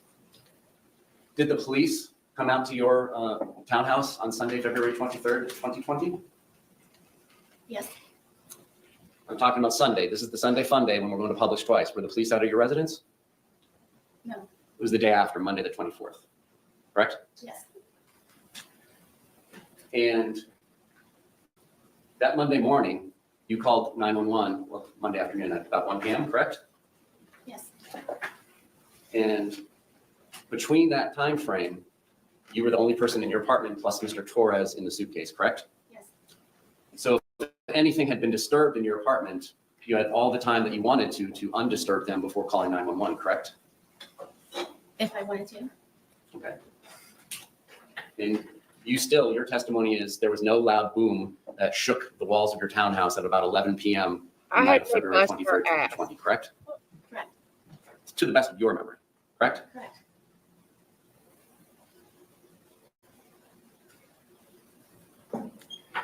Jenny, I need Now, some that second I need some Breyers New York style cheesecake ice cream. That's what I need. Pick that up for me. I'll pay you when you get back. video is 22 seconds where you just hear him say Sarah and you don't say anything. You're familiar with that video, correct? Yes. It's after that that you go upstairs, correct? Yes. How quickly is it that you go upstairs after that? It was pretty quick. Can you grab the dogs? No, the dogs were upstairs already. Okay. Did you call 911 and let the police know that you had zipped somebody shut in a suitcase and they had not been able to get out for 20 minutes? I did not. Did you go to Brian's house and tell him, I had to zip Mr. Torres up in a suitcase shut. We need to do something about that before he passes. Exactly. Okay. Well, what do you remember now about the phone call with Brian? I know that I called him. I don't know specifically what it was about. Now, your testimony, it seems like you spend day after day finding things to entertain Mr. Torres to do, correct? Yes, Almost like having a child. You have your own child, correct? I do. What you described sounded like having a small child. Would you agree? Exactly. Okay. Well, you take him from doing arts and crafts to doing puzzles, so on and so forth, correct? When he's been drinking, yes. Okay. And Mr. Torres was notorious for doing some of these things, correct? What do you mean? Well, you described Mr. Torres as being notoriously known for doing things. You described your ex-husband, Brian Boone, notorious for doing things like nagging and calling all the time. You remember your testimony calling people notorious for doing things? Yes. What would you say people would say you're notorious for? I don't know. Drinking, lying. And you would not answer Brian Boone, your ex-husband's phone calls just so that you could let him know that you're busy and you have things going on, right? Being a Karen. I knew that at whatever time it was that he was calling me, that he could wait for the few moments of me getting up to where Lucas gets out of school at 3 o'clock. Okay. But you wouldn't return his call. You would let him call several times, correct? That day, yes. Okay. How about other days? Would he have to call to remind you to get Lucas on other days? He wasn't reminding me. He was just making sure that Lucas was covered for pickup or drop off. All right. You didn't mention to the sheriff's office either February 24th or February 25th about going to Publix with Mr. Torres at noon or 12:17, did you? I don't recall. So the best evidence of that would be the recording of those interviews? Correct. Did you not remember going to Publix with Mr. Torres that day? At what point? At any point? No, I didn't. You had indicated to the police that it was about 4 p.m. that you all had started drinking after doing chores. You recall that? I do. And your testimony today was that it was really more after you guys went to Publix at about 12:17 p.m., correct? Yes. And you did not tell the truth to the police, correct? I'm sorry. You did not tell the truth to the police about that, correct? Correct. I did not. And when they were asking you about Mr. Torres's injuries, you told them that you had nothing to do with it, correct? Yes. And that was not the truth. Correct. We could all tell she was lying by the way she acted in that body cam footage. It was ridiculous. Ridiculous. What did y'all have for breakfast on the 23rd? I don't remember. Did y'all have lunch? I believe we had leftovers from, I think, something that we had in the fridge. And do you recall what those were? No, not at this point, no. And then I believe you mentioned having a sandwich of some sort for dinner. No, I believe it was for, I'm guessing he and I ate at the same time. The less food you have on your stomach, the more the alcohol is going to intoxicate you.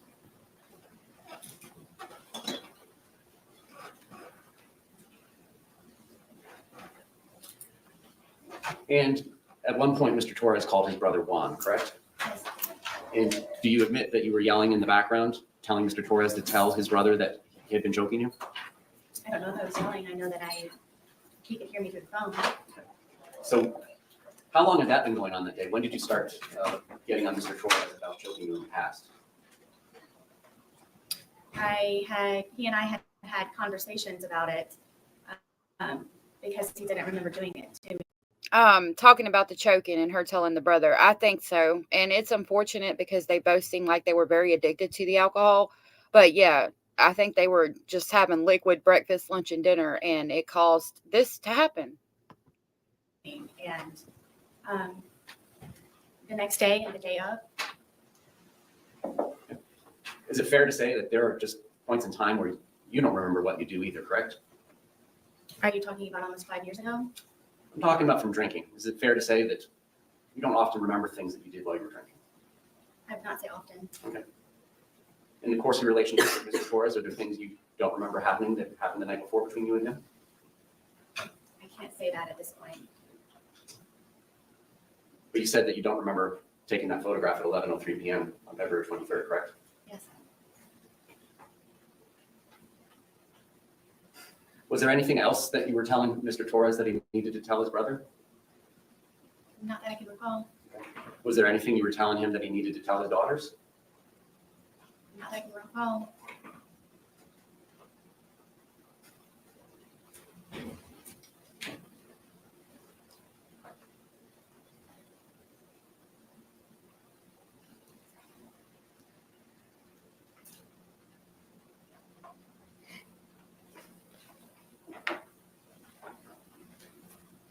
Now, you indicated that Mr. Torres would use your phone to look at pornography. Correct. Were there ever any points in times when it was you that was used looking at pornography? If I was, it was to go back and look to see.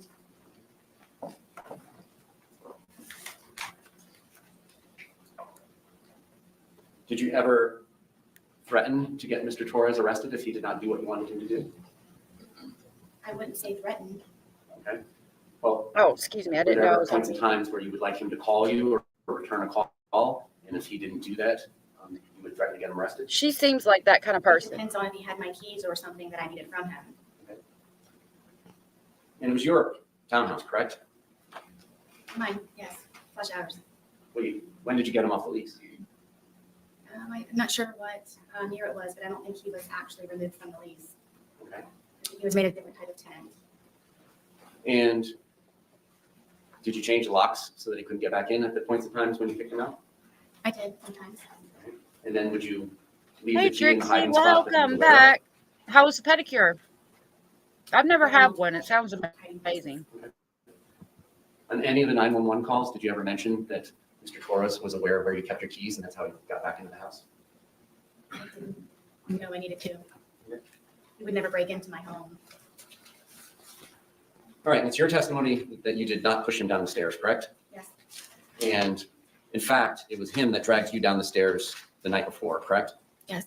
Now, by dragged, did you leave your feet? Yes. And did you get scrapes on your knees or anywhere from the carpet? I'm not sure. Did you get any injuries, like bruises or abrasions or scrapes? I got to I refill my was coffee. missing Be right back. a lot of my hair. Yes, that was on the stairwell. And you agree that you were photographed on February 24th when the police came out, correct? The day of the incident? Well, the afternoon after the incident. We're not sure when he passed. Yes. Some of those photographs showed ashtrays inside your house. I thought you said you guys couldn't smoke inside your house, We couldn't. but you did, right? Sometimes, yes. And you agree you would go to the hospital and tell them things that were not true, correct? Yes. There were times where you would go to the hospital and leave without getting treatment, correct? Yes. And is it fair to say that you often had alcohol in your system when you were going to the hospital, correct? Sometimes. Every time, in my opinion. All right, so just to summarize the day to make sure we understand it. That's so awesome. You all wake up Trixie. I'm so sometime in the happy. morning, but it's an unknown time, correct? On February 23rd. Or early afternoon. I had a problem with the detectives and them having me guesstimate times. Okay. Are you the kind of person, like most of us, that uses your phone when you wake up? No. So the first activity on your phone may have nothing to do with when you woke up. Is that fair The for you? hell? Yes, other than looking at the time possibly. Okay. So at some point you wake up, it doesn't sound like you have breakfast, correct? Correct. You do some chores, correct? Yes. So that is true. That part of it is true. You did do chores before going to Publix at 12:17? Yes. All right. After chores, you go to Publix and you get that 1.5 liter Magnum bottle of Woodbridge Chardonnay, correct? I'm not sure what Magnum is. 1.5 liters. Instead of the 750s, it's the double size. It's like 2 bottles of wine. Okay, yes. So you got a 1.5 liter, right? Yes, it was the larger bottle. And you got home and you at 100 pounds and Mr. Torres at 103 pounds began drinking this wine, correct? I'm guessing so. I'm not going to guess times. Well, don't guess. I mean, you got home from Publix. When was your first drink? I'm not sure. I mean, we could have continued to do whatever was left over from what we didn't do before we went to Publix. Okay. So you may have started drinking even later, right? And 12:30 when you get back from Publix? I don't know. Okay. Was it 1:30 or 2:30 when you began drinking? I don't know. All right. Was it before any of the phone calls to the brothers and his daughters? Yes. And so you drink what's left in the bottle of wine from the day before that's halfway labeled, correct? At some point.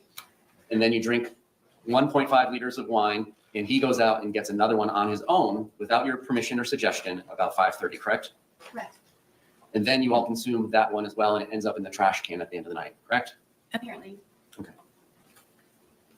At what point in the night does your memory Exactly. tape stop? You described that it wasn't on at 11:03 p.m. when that photograph That's was straight taken. bullshit. What's the last thing you actually do remember prior to these videos being made? I don't recall it at this point. I don't remember. All right, and so it ends in hide and seek after arts and puzzles, correct? He says, tag, you're it, but you run and go upstairs and hide, right? Yes. So does that mean he's it and he's supposed to come find you? No, that's just, So you both hide? no. Okay. How does this work? I don't know how to tell you. Okay. I was it and I went and hid. I mean, my understanding of the rules of hide and seek is one person will be it, cover his or her eyes and count to like 20 and then go find the person that's hiding. Is that your familiarity with the rules too, or do you guys have house rules? See, this is the part that kills me. Like two lovers in a romance novel playing hide and seek. It just doesn't make sense. I understand how the Okay. hide and seek. So explain to me, what was your expectation? You go up to the shower. Were you expecting him to come find you? I was. Okay. And after a while, he did not come find you. Yes. And that's when you return downstairs. Correct. And because of the way your townhouse is set up, you can kind of see over where the suitcase is and that he's trying to hide in there, but it's not successfully hidden just yet. I mean, yes, you have to come down a good ways in order to be able to Right. do that. Right. But you saw, you testified that was before you got to the bottom. Yes. All right. And then you come over there and thinking that it's funny, you zip him shut, correct? Yes, we both thought it was funny. Okay. May the defendant stand down? Enter into the well? Yes. Yes. Go down. Deputy, could we release her into the well, please? This is the part that really doesn't make sense to me either, because if you're playing hide and seek and you see him get in the suitcase, why wouldn't you go over, I found you, instead of zipping it shut? Like that's weird to me. The whole story, because it's not the truth. That's why it's weird, in my opinion. I do too, Abellis. That's what makes sense. So she booted him.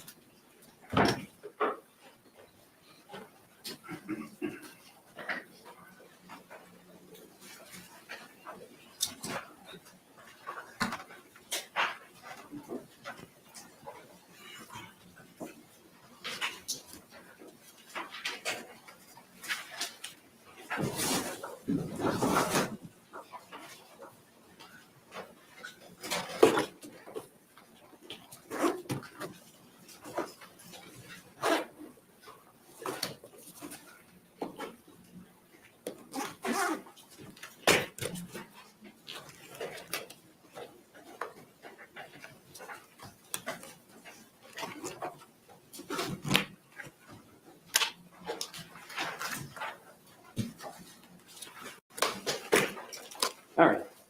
Mr. Boone, can you demonstrate for the jury where Mr. Torres' head was and how his body was positioned in the suitcase? This is going to be good. This is going to be good, like Abella said. All right, and then is it fair to say his feet are kind of down here, which would be the front left corner from their perspective in the jury box? Yes. And then his knees are kind of tucked up towards his face. If I remember correctly, yes, that's the position. Okay. All right. Can you help me understand how it was that his zip is shut? Can you show us where you say he left an opening that his hand got out of? Would it be easier to put it from here? I didn't want to make you go down there. If you're happy doing that, I'll let you. Hold up. Does she need to be wearing gloves? Yes. Agreed. She's going to be manipulating it.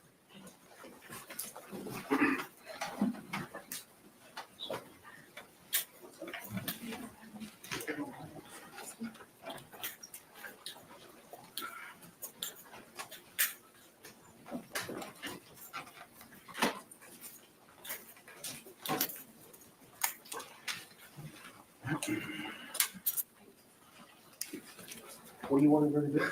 Just demonstrate how she zipped it shut. Okay, well, where's the paperclip? Do you remember which one it was in?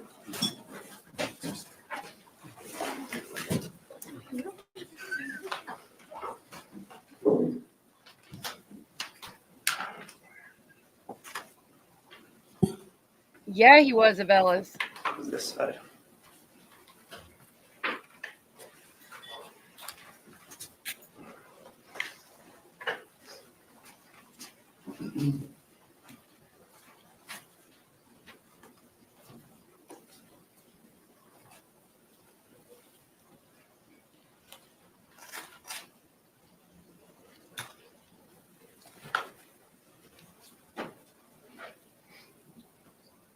Just the paperclip was on when this event occurred. When we pulled the suitcase out earlier, the paperclip was not attached. So now the prosecutor has attached the paperclip. We don't know if that's the way it was attached. It's not even a paperclip. We don't know if that's the proper way that it was attached, but he's asking her now to pull. Is there? He's going to pitch a fit. I already know, because she's demonstrating what she actually did that night. And he knows that it will help the prosecution and not him. So he's going to pitch a damn fit. And he's not wearing gloves, like Abella said. Objection? Yes. Approach.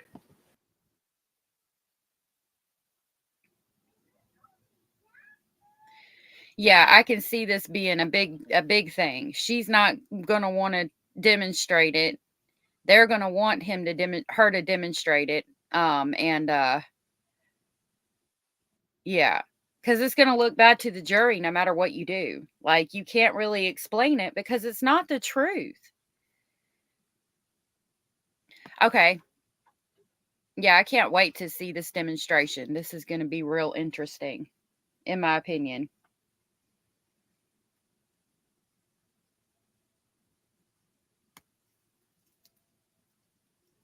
They're approaching, so we can't hear right now, but they'll be back in just a minute.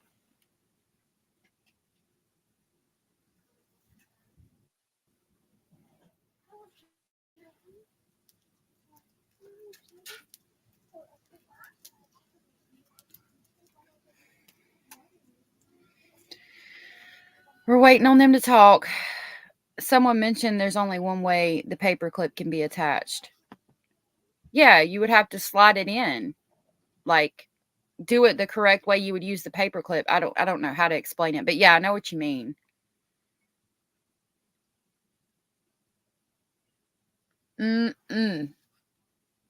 Miss Sarah up there lying your ass off. Oh, I love sparrows. When we go out on the boat, there's a bridge where we go on the lake, the bridge that goes over the lake. They build mud nests up there by the bridge. And I love, like, when we go under the bridge, the kids will stand up on the boat and they'll like yell because it echoes under the bridge. And I always look back at the sparrows. It's really cool to see them because, like, they take mud up there and like put it on the bridge in a way to make a nest, and you can always see the little babies' heads poking out of the little mud nest. It almost looks like a dirt dauber nest, the ones that put out there. Can we see how it was that the two zipper parts were positioned when you say that Mr. Torres was able to get his hand out? If you want me to do it, I'm fine to take your direction. From what I remember, this is how the suitcase. Goes.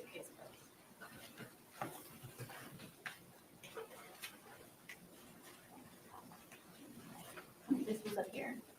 This was not this hard either. So this was like here. Okay. Right here.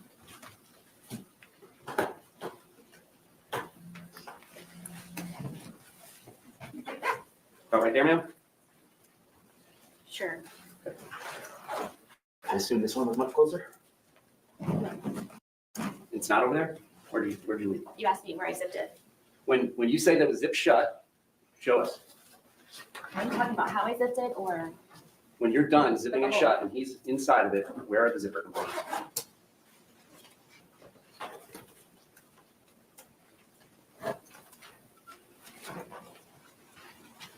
Yeah, she is dressed like a nun, but you want to be like dressed presentable for court. I even would have wore a longer skirt than that. I think that skirt's too short, in my opinion. But yeah, Yes, this want to one's look clean. as innocent as possible. That's how he was coming with his hand out. It was like this from the corner part. Okay. Thank you. You can return your seat. Yeah, I saw that. And she was saying it wasn't this hard. Bullshit. A bullshit. Did you ever change the position of those zippers once you put it in that position? I did not. I would love to have a pink suit. That would be adorable.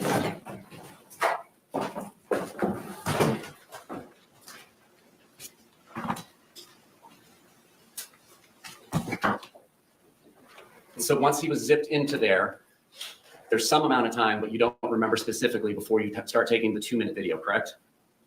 Yes.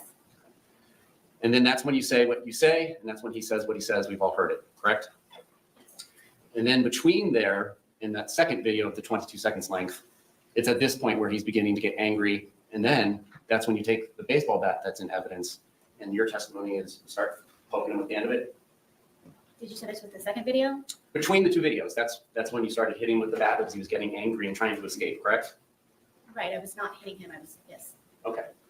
Did you ever hit him with the bat while he was outside of the suitcase? No.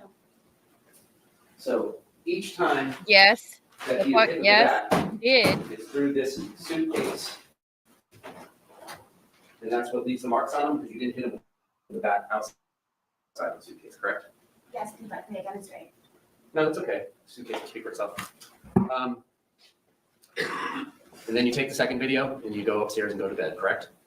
I apparently went upstairs and I used the phone to make a phone call. Okay. And then I fell asleep. All right. And at the point in time when you left and went upstairs, he was still inside the suitcase, correct? Correct. Was he still asking for you and calling your name? Not that I can recall. Did you say shh to him again? I don't remember. Did you tell him that this was his problem and it's on you again? I don't remember. Did you do anything to help him escape from the predicament that you zipped him up in? No. You. No other questions. Thank you. He redirected. The predicament that you put him in, did you do anything to help him out of the predicament you put him in? Because you zipped that motherfucker up even by your own testimony. Examination. I think you zipped it up and threw him down the stairs. Ms. Boone, he just asked you the question that you poked him and you didn't poke it. You poked every time you poked him hard with the bat, he was inside the briefcase. Yep, I fell asleep. The suitcase. But you remember when he put his hand out, did you not hit him in the hand outside the suitcase? Yes. Okay. So that was the only time the bat touched Mr. Torres's body outside the suitcase. Yes. Was when you hit him with a hand. But all the other injuries were with you poking him pretty hard. I mean, you bruised your hand, correct? Doing that. Thank you. Ma'am, you can return to counsel's table. Judge, can we approach her? Just a moment. Let me get her situated at table, and then we can approach. All right, we're towards the end, so I'm going to see if this is it for today. All right, come on up, y'all. Yeah, so that's going to be it for yesterday. So that was Sarah Boone testifying, the monster herself, the psycho. Wow, that was interesting. She told lie after lie after lie after lie. I hope the jury finds her guilty. I really do. I hope that they see the bullshit. I really do. She could win. I mean, they might see it as she was a battered woman. I mean, both sides are doing a good job. So who knows? Without, I don't know, with no preconceived notions, if you just heard that, it's possible that she could get off. Wow, this is interesting. Yeah, hit, not poked. Okay, so right here, it's going to be, we're on Leilani Simon and the Quentin Simon trial. This is going to be State's Witness 31, Craig Weston, Leilani Simons, drug dealer. Witness, no video. Oh, what? Is there no video or audio? Hold on. Let's see.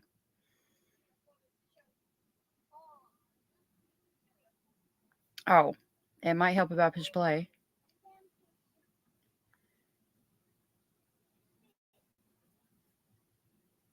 What? We didn't get to see what the drug dealer says?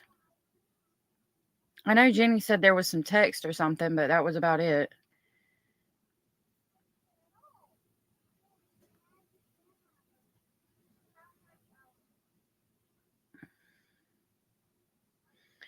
Okay. Well, we'll look at these pictures real quick.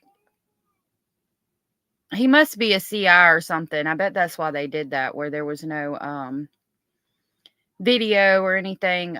He's probably turned confidential informant, so they're protecting his identity, would be my assumption of that. And then the final two. So we'll look at these pictures real quick. This is State's Witness number 32, Kimberly Johnson, the FBI forensic accountant. So she's accounting for all the forensic stuff. Yeah, Abella says there's one juror who is a DV victim. Hopefully she'll explain. I hope so. I hope they find her guilty because, man, it's kind of up in the air after that. So this is the Quentin Simon trial. We're just going to look at these pictures that she presents, and then that's going to be it for me today. 2 weeks, I think, or if I'm getting my dates messed up, but the rest of them were 5-day weeks. So it was a 5-day week except for the beginning and the tropical storm week. Now, in terms of the searchers out on the deck walking the lines, they're talking about searching the landfill. Absolutely. How long did it take to get into this PPE in the morning initially and then after lunch? You're probably 30 minutes by the time you're taped up and you help tape your buddies up. And so it is probably a 30-minute process. At some point, did a photographer with the FBI come out there and take a series of photographs to kind of memorialize the search and what it looked like? Yes. Do you see in front of you an exhibit marked as State's Exhibit 76? I do. Can you flip through this and let me know when you're ready to talk about it?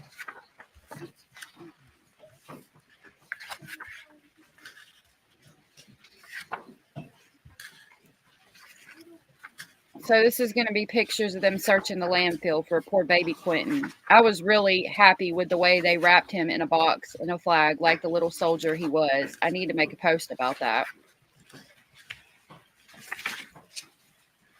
When they were taking his body to Quantico. Okay. Is this a selection of photographs of the landfill search operation? Yes. Do they fairly and accurately depict the operation as it appeared to you? Yes.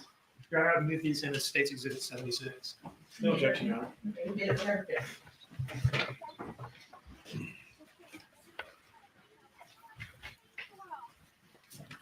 Thank you, Jenny.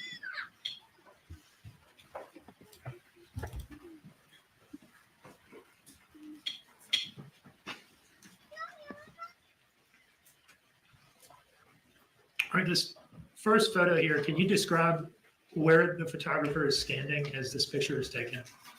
Yeah, kind of at the base. I talked about the driveway that we walked up to get to the deck. So she's like kind of to the right of that driveway. So the deck would be the upper left. The search area would be, I'm sorry, upper right. The search area is on the left there with that excavator. And then the road, these guys here are kind of standing on the inside of the road. So this is like that perimeter road that runs along the outside of the landfill? Again, yes. Trigger warning. This is them searching the landfill for this little baby. This next photograph, you described earlier, there's an excavator up in the search area that would scoop out trash and load it into a dump truck to be taken down to the search deck. Is that what we're seeing here, this excavator and this dump truck? Yes.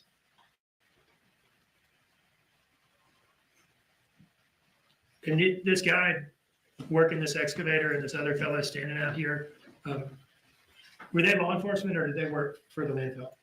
They were employees of the landfill. I believe one of the heavy equipment operators was from Chatham County Parks and Rec. And I think he just volunteered because he was knowledgeable in heavy equipment operations. So. This next photograph, what are we looking at here?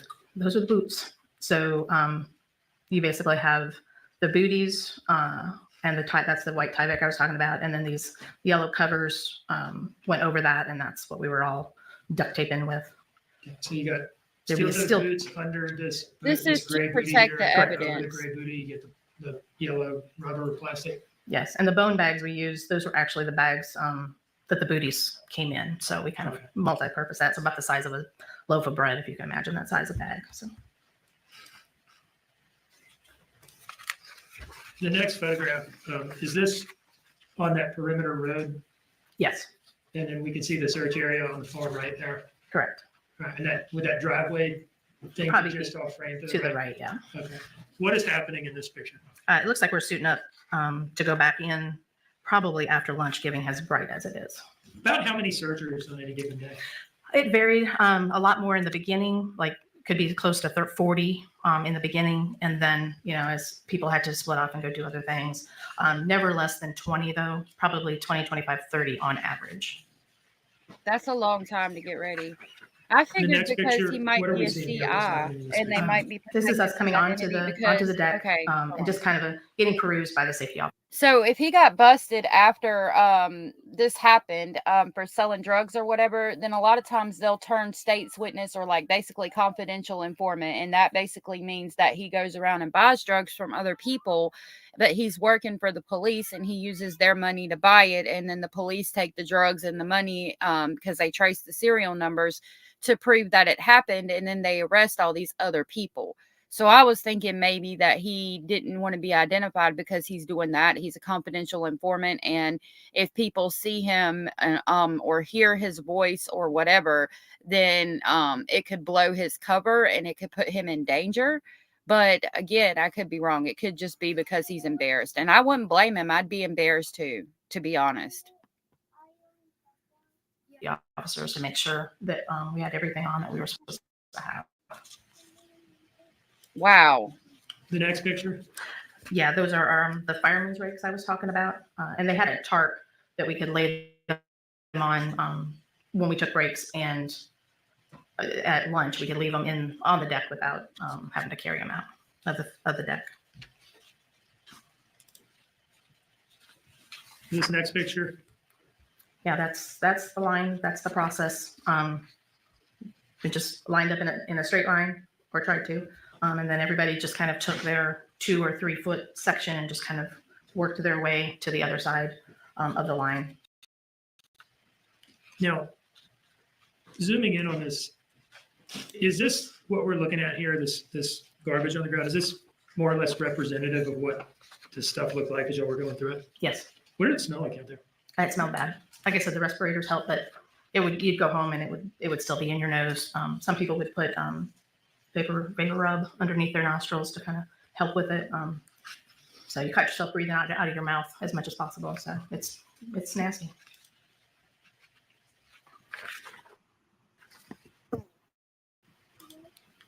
I could see that doing that with the Vicks vapor rub. That's also a good thing to do if you've got a cold or something or you're congested. Put a little bit of Vicks vapor rub under your nostrils and it'll help clear that up. Also, what I do, like if my kids have a cough, if you take at night when they're about to go to bed and put Vicks vapor rub on the bottom of their feet and then put socks on and let it stay on their feet at night while they're sleeping, the next day they'll get up and there will be no cough or anything whatsoever. It gets rid of it real quick.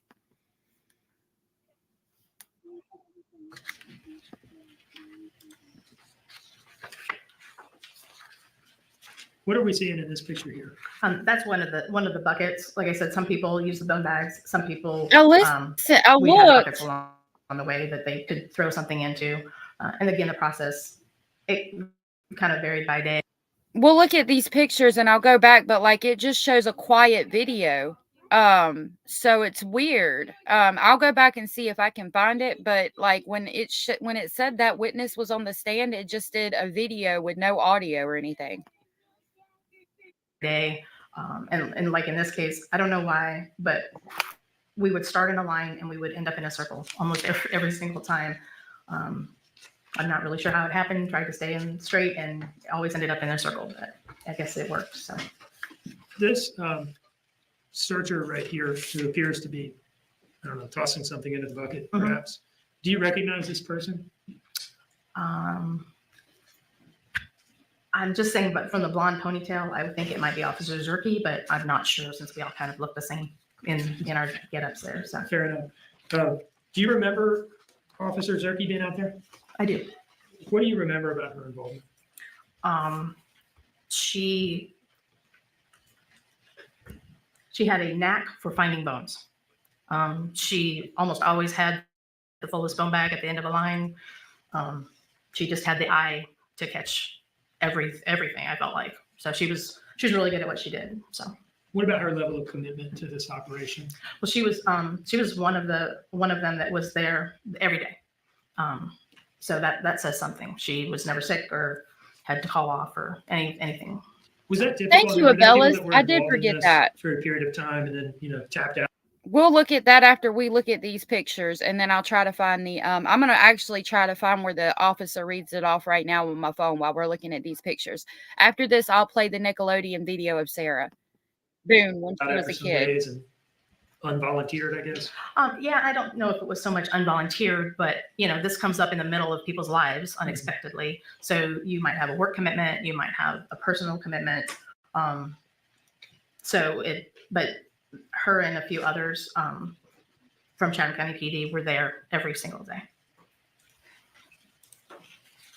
Now, this next photograph. Yeah, thank you, Abellis, because I forgot. A series of trays here. Who are we looking at here? Yeah, I believe that's the forensic anthropologist. Again, with the mask, it's kind of hard to tell, but and that's the catering tray I was talking about. So she would go through those. I separate things out, take a look, analyze it, screen it.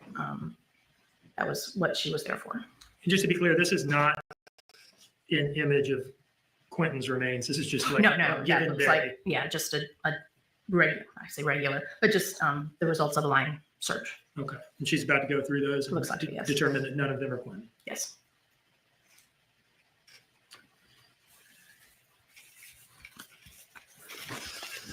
I'd like to ask you about November 18, 2022, the day that Quentin was found. You said earlier you were the team leader out there that day. I was.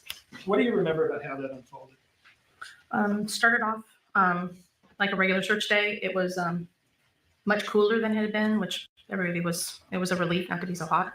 It was also the last day we were going to search before shutting down for that Thanksgiving holiday. It had been determined that we weren't going to work that week. We were going to suspend the search until after Thanksgiving. So it was kind of the last day, and then everybody was going to get a break. And when did that day go from being the normal kind of tedious day like you'd been having to something different? About midday. It was before lunch. Someone signaled from the line that if you found something that seemed unusual, you always kind of like raise your hand and gave a heads up. And this occurred that morning, late morning. Indicated that they had found something that didn't look like everything else we'd been seeing. It appeared to be a piece of a skull. After that was found, what do you remember about how things played out next? That was taken to the forensic anthropologist right away. We finished that line that we were working on, took everything that we had collected to the forensic anthropologist, cut out, and went ahead and went to lunch. And I don't remember if it was during lunch or right after we went back after lunch to start the next line. But the forensic anthropologist confirmed that she thought we did have human remains. So we continued the search of the line, and then at some point they determined that we needed to respread the line we did before lunch and search it again. All told, how many different lines do you remember Quentin being found over? I think just a couple. I've got the text messages. I want to say 2 after that we didn't find anything else in. And is that how y'all decided kind of you were at a stopping point? Yeah, I think it was that. The forensic anthropologist, I think, determined no, we don't have there was enough vision, thank God, to do identification purposes. It was getting late; we were running out of daylight. So I think the people that decided those things decided that we were at a place where we could stop. About how long do you remember it being from, the moment that very recognizable piece of skull was found to when y'all finished up and we're done for that day? It was late. It was getting dark because it was after the time change. I don't think I don't think we got back to the parking lot till after 5. I drove home in the dark. So we were out there quite a while because there was a lot of things to do on top of what we had found. We were breaking down for the week, closing things up and stuff. So at some point during that sort of ongoing process of finding Quentin that day, did the case agents show up to take custody of Quentin and package his remains? yes, I think all of the investigative agents were there by mid-afternoon at the latest. And was this your last day at the landfill, or did you have to come back at any point for anything? It was the last search day, as it turned out. We didn't know that at the time. The scene was not closed because we didn't know for sure what had been found. But after that was confirmed, preliminary confirmation that it was likely Quentin's remains, then we went back the Monday after Thanksgiving, which I think was the 28th of November, and we broke the scene down at that point. One moment, please. Okay, so I think we understand that. No further questions, Your Honor. All right, thank you. I'm going to go back to. I don't have any questions for this witness, Judge. All right, may she be excused?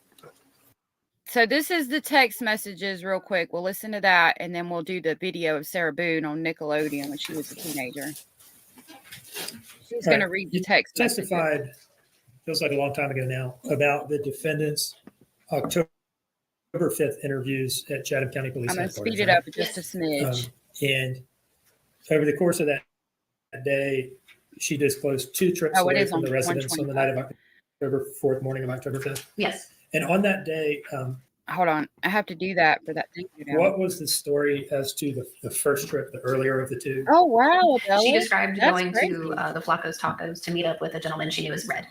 To do what? To pay back a drug front. Over time, I guess by October 12th, in the interview with Special Agent Snyder. So this is going to be the police officer reading text messages between Leilani and her drug dealer, some spicy text messages. Special Agent Solomon that we watched more recently in time. Did that sort of change? Yes, it did. How did it change? It moved from meeting Red for a drug front at the Flacco's Tacos into meeting Red/Craig on Arkwright to buy cocaine and Percocets. What do you mean by Red/Craig? She told the interviewers that Red is Craig in that interview. Okay, same person. Yes. Okay. As early as October 5th, you had thumbed through her phone, right? Yes. And on that day, did you at some point, did you see messages in her phone between her and a contact saved as Craig? Correct. When do you remember first seeing those messages? I believe I mentioned them on October 5th to her. Okay. And did you ask her a question about Craig that day? I did. What was the question that you asked her? I think I asked her specifically who is Craig. Did you ask her whether there was anything going? What did she say to that, if you remember? I believe she referred to him as an older white male that was not Red. And it was on the 12th that she said, actually, Craig and Red are the same person. Yes. And it's an African-American gentleman, right? Yes. Okay. On the 5th, you had seen messages between her and a contact saved as Craig, right? Day Yes. one. And did you ask her whether there was anything sexual going on between the two of them? Yes, I did. And what did she say about that? I believe in that specific interview, I don't fully remember what she said. Okay. At some point in the investigation, did she deny that, though? Yes, she did. Okay. You later received a copy of her cell phone extraction, correct? Yes. And did you select an export? Okay, 9 times out of 10, when somebody asks you a question, especially the police, and especially when it's about if you're having a sexual relationship, it's because they already know the answer. I'm just saying for future reference. From that cell phone extraction? Thank you, Jenny, for the trigger all warning. of her communications with the contact saved as Craig? Yes. Do you see in front of you State's Exhibit 91? Yes, I do. Can you tell us what that is? So this is an extraction report of all communications and anything that has to do with the user she has saved as Craig. Your Honor, I would introduce this as State's Exhibit 91. Submitted. Now, does this exhibit show when she first saved Craig as a contact? Yes, it does. And what was that date? On September 16th in 2022. Okay, so that would have been how long before Quentin's disappearance? Like a little less than 3 weeks, maybe? Correct. Okay. In moving forward from that, is there a series of text message exchanges between the two of them leading up to October 4th? Yes, text messages and phone calls. Okay. And does this document include all of them? Yes, it does. Before we get into reading individual ones and describing when they were sent and received and so forth, let me just ask you, can you kind of summarize what these communications show as far as what was going on with the two of them, between the two of them during, say, late September, early October? So pretty much from when Leilani saved Craig into her phone, it appears that they began a sexual relationship and were scheduling meetups to meet and have sexual intercourse. And where was it that they appeared to be meeting? At his place of residence. And where is that? Off of Arkwright. Okay. On Wow. Yes. Off of Highway 2. Wow. Yes. Okay. That's fucked up. And I think you testified earlier that you identified Craig as Craig Weston of Arkwright Road. Yes. Okay. Let me draw your attention to a few of these and have you talk us through them, okay? Okay. Can you go to line 7? Yes. So this thing is like, we've had some of these bubble style exports. This is a table style, right? Correct, yes. It's just a different way of pushing text messages out of the cell write extraction? Yes. Okay. Line 7. You heard Mark Robinson saying that he'd ban abortions as governor, but he's not the only one. North Carolina judges, like Jefferson Griffin, back an extreme legal theory that results. So we're going to wait for that to go through. Wow, we're about to hear some spicy text messages. She had Danny at home taking care of them babies, taking care of her, calling her his queen, doing everything but bending over backwards for her, and she's sleeping with the dope man. Like, damn, how treacherous of a woman can you be? Good God. Lord have mercy. Can you walk us through this message, including like the date and time, who sent it to whom, and what it says? Okay. So again, these are only from Craig and Leilani. So this one's from Craig saying WRY, which is commonly known as Where Are You, on September 25th at 2:24 a.m. All right, so middle of the night. Yeah. All right. Line 8, can you just kind of walk through these from that one through line 16? I'm sorry, Abella. So the previous message was at 2:24 a.m. The next one is from Leilani at 2:25 that says, I'm home on Buckhalter. At 2:25 from Craig, hello. 2:26 a.m. from Leilani, I can come back out there. At 2:38 a.m. from Leilani, on the way. And then at 2:46 a.m., Leilani sends a video message. This is a thumbnail of the video that she sent, and it appears to be of a trailer from inside of a vehicle. Now, you've been to Arkwright Road? I have. And you've seen the structures out there? Yes. Does this appear to show that she was present there at that time? I believe it's the back part of Arkwright. Okay. And that was at 2:46? Correct. So it looks like she's there at that point? Yes. Okay. Moving on to line 13. So at 2:48 a.m., Craig says, okay, 1 minute. And then it skips to 5:55 p.m., so several hours later. That would be like 13 hours later or something Yes. like that? Okay. Craig asked, you okay today? You man here. And how did she respond to that? At 6. Jenny, Abellis, it's the DRUGS, but you call it rugs, so we don't get in trouble for saying that word on here. And SMEX is SEX, but we say SMEX, so that we don't get in trouble for saying it on here. And did she just say your man is here? So the dope man that's sleeping with her is texting her and is like, hey, your man's here right now, like play in his face. My goodness. It doesn't just 4 p.m. She says, yeah, I'm okay. He's on his BS today, and I don't feel like arguing. And then in response at 6:58 p.m., Craig says, okay, well, was thinking about you. All right. So is that set of messages that we described, does that appear to be the first visit by the defendant to Craig that we see reflected in this set of messages, at least? That's correct. Okay. Now, I'd like to go forward to line 62 on page 5. Okay. And if you could just do the same thing for 62 through 76, go nice and slow with the times and everything. Okay. And So this is on September 26th at 11:59 p.m. from Leilani. On the way now, be there in about 12 to 14 minutes. At 12:04 a.m., Craig initiates a phone call and they speak for 53 seconds. At 12:05 a.m., Craig says, okay. At 12:06 a.m., Craig says, okay, I'm in back to my camper. Stay close to your left. My dog gonna try eat your car, but he won. And the next one? At 12:16 a.m., Craig says hello. At 12:16 a.m., Leilani says, okay, I'm passing Quaco now.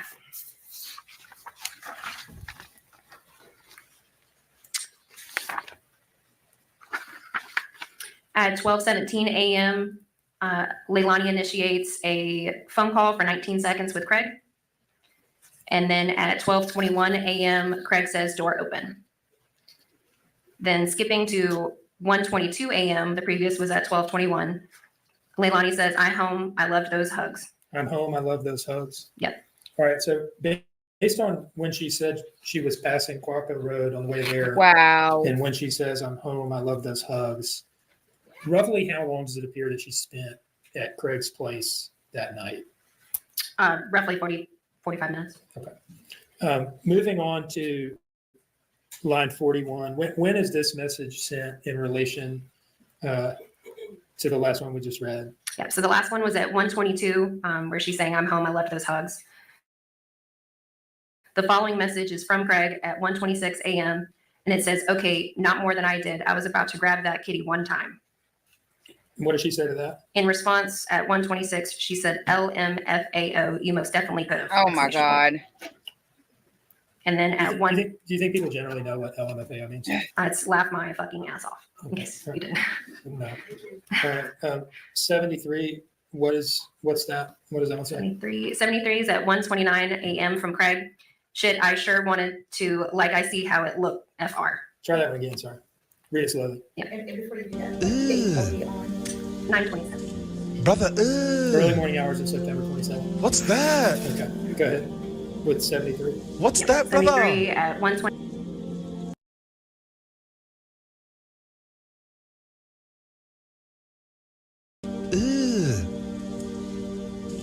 Brother, what's that? What's that, brother?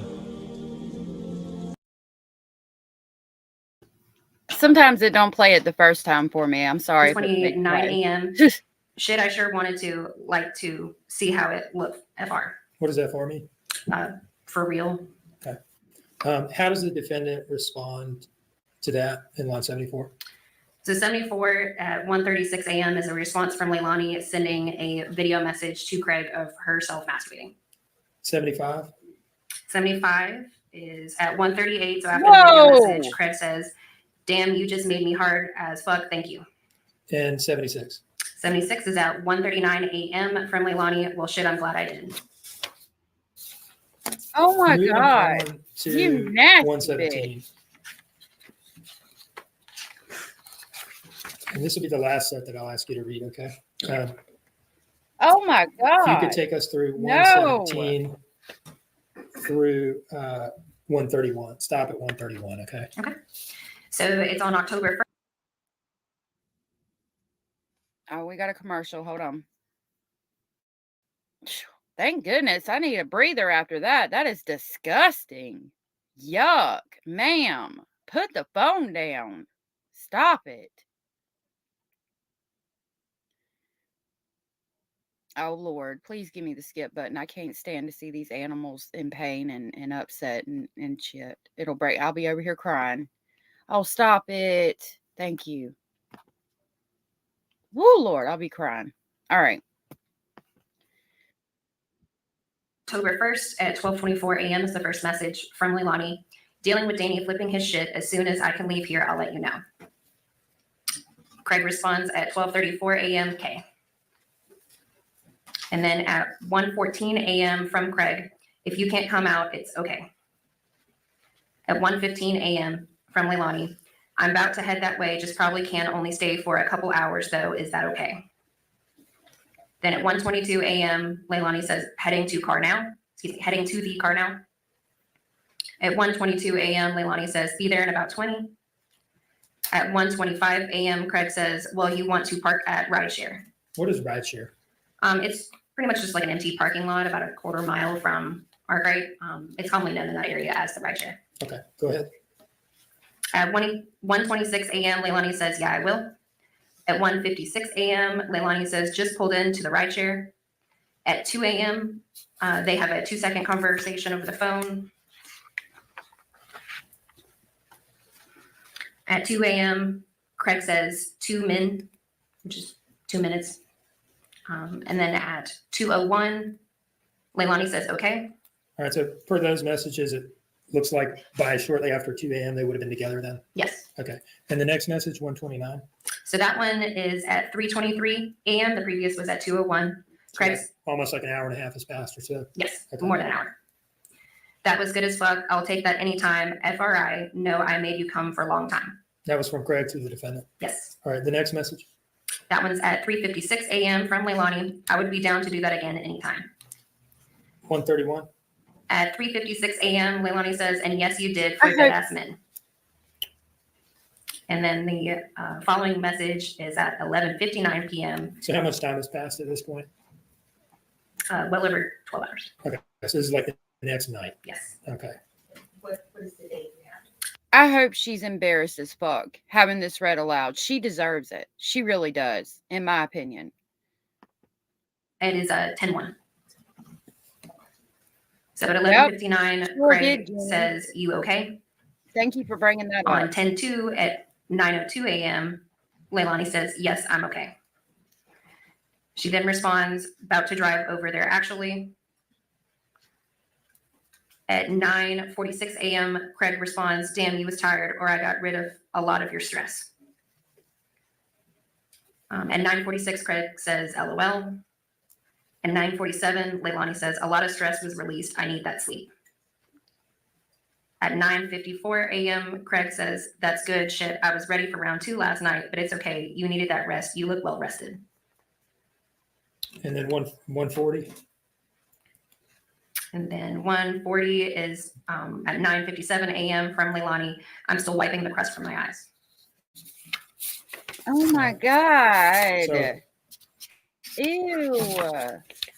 These seem to show that over the week leading up to Quentin's disappearance, that the defendant was getting male attention from Craig like 3-4 times, something like that. It would appear so, yes. I'd One say moment, so. Nasty No girl. further questions.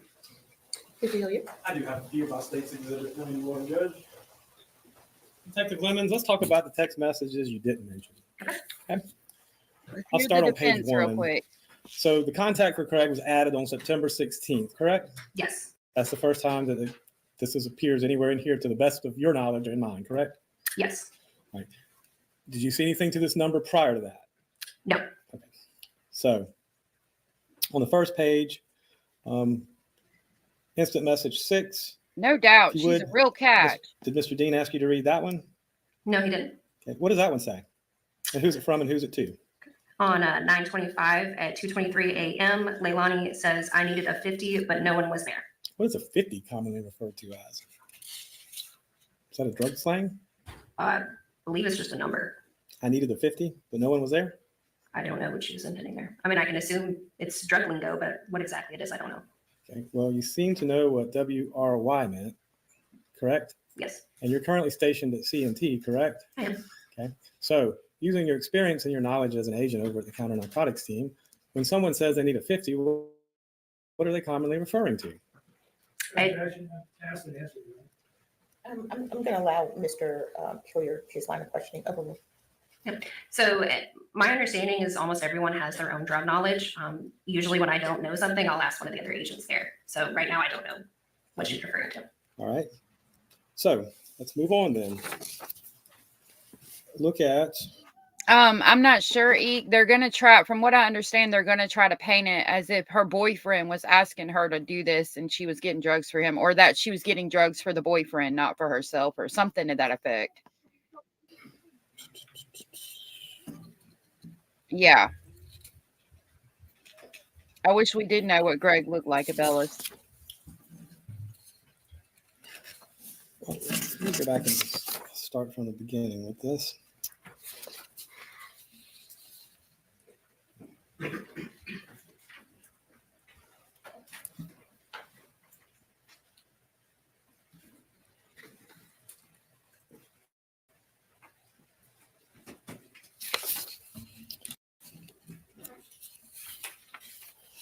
On page 3, line 26, who is that from and who is that to? And what does it say? It is from Craig to Leilani, and it says, I'm going to be your first black guy, not that it matters. And that was on September 26th? Yes. Okay.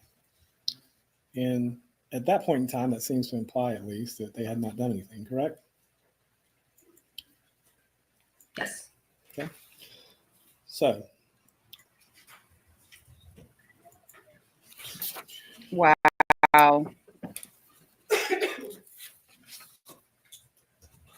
And let's look at number 42, September 26th. Who's that from and who's that to and what time is that? You said 42? Mm-hmm. Okay. That one's from Leilani. Y'all got perks or anything like that? What do you think was meant by perks? Percocet. And number 43, what was the reply? From Craig, no. Okay, thank you, Jenny. Okay. And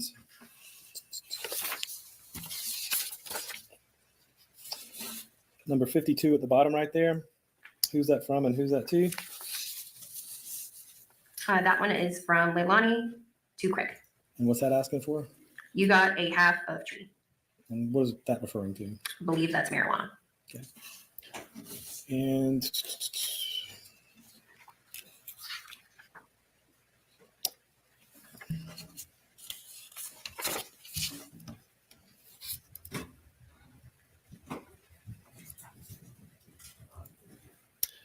the instant message that y'all are referring to was, I believe Mr. Dean asked you about. Abellis, no doubt. Where it looks like, I guess they met at the ride chair.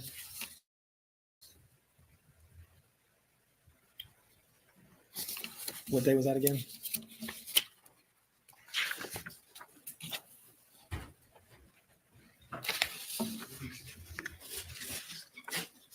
I think it was October 1st, if I'm not mistaken.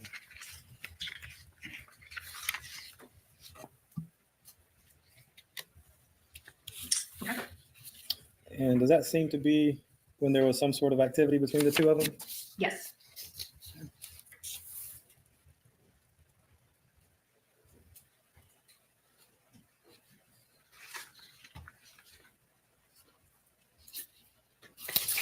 And on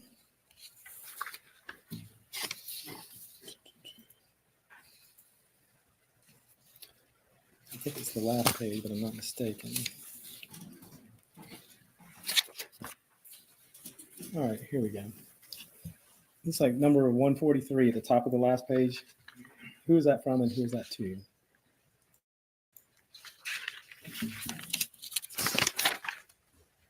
That is from Leilani to Craig. And what's that saying on October 2nd?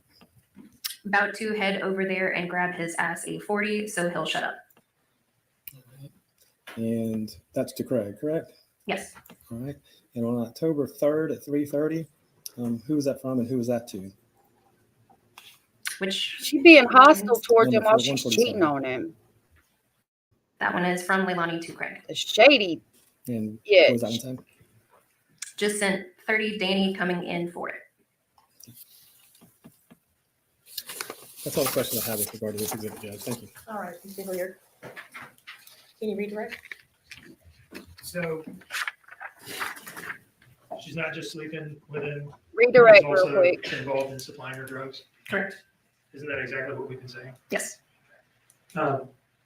We talked about a number of meetups that you can clearly see in these text messages and how long they seem to have lasted, right? Yes. On the night of October 4th, the night that we're concerned with your, was there any text message set up? No. there any text message communications with them at all? No. Between them at all, I should say? No. And how long did the GPS data establish that she was there for that night? 10 minutes. And how does that relate in length to the previous visits that we've talked about? I think the shortest one is 45 for their meetups. So much shorter. Yes. No further questions. No further questions. Thank you. Dr. Williams, you may take your seat once again. I remember Danny talking about how long it would take her to go and do that, and I think he had a feeling that she was. They call it next week. It was just taking entirely too long because of what she was doing. And at this point, this is where video. Hold on, I think I saved it to this playlist. So let me see.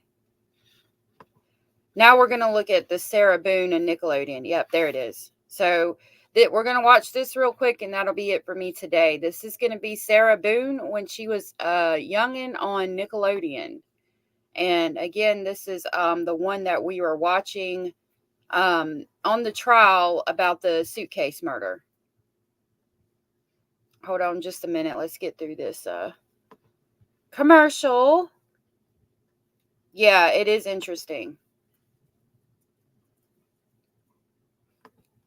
All right. What direction? Hold on a minute. Left. Okay, this is little Sarah Boone when she was little and maybe a little bit nicer and more innocent. Let's read the video jocks on today's show, starting off with the red team. John and Sarah, say hey! There's Sarah. Now, let's see. John, I understand you collect baseball cards. Yes. Gosh, how many do you have in your collection? I don't know, about 200. About 200. And how long did it take you to accumulate a collection that size? About 3 years. About 3 years. Wow, that's an awesome collection. So your partner there, Sarah, likes to hang out at the mall. Now, what do you do while you're just hanging at the mall, Sarah? Well, of course check she out does. guys and spend money. Check out the dudes and spend the cash. Your cash or like parents' cash? Mine. Hey. Zebra, zip code, and zipper. Let's take a look. Well, that's it. Yeah. Name the type of orange that sounds like a belly button. Yes, red team. Navel orange. Navel it is. Yeah, there you are. And you are up to 100 points.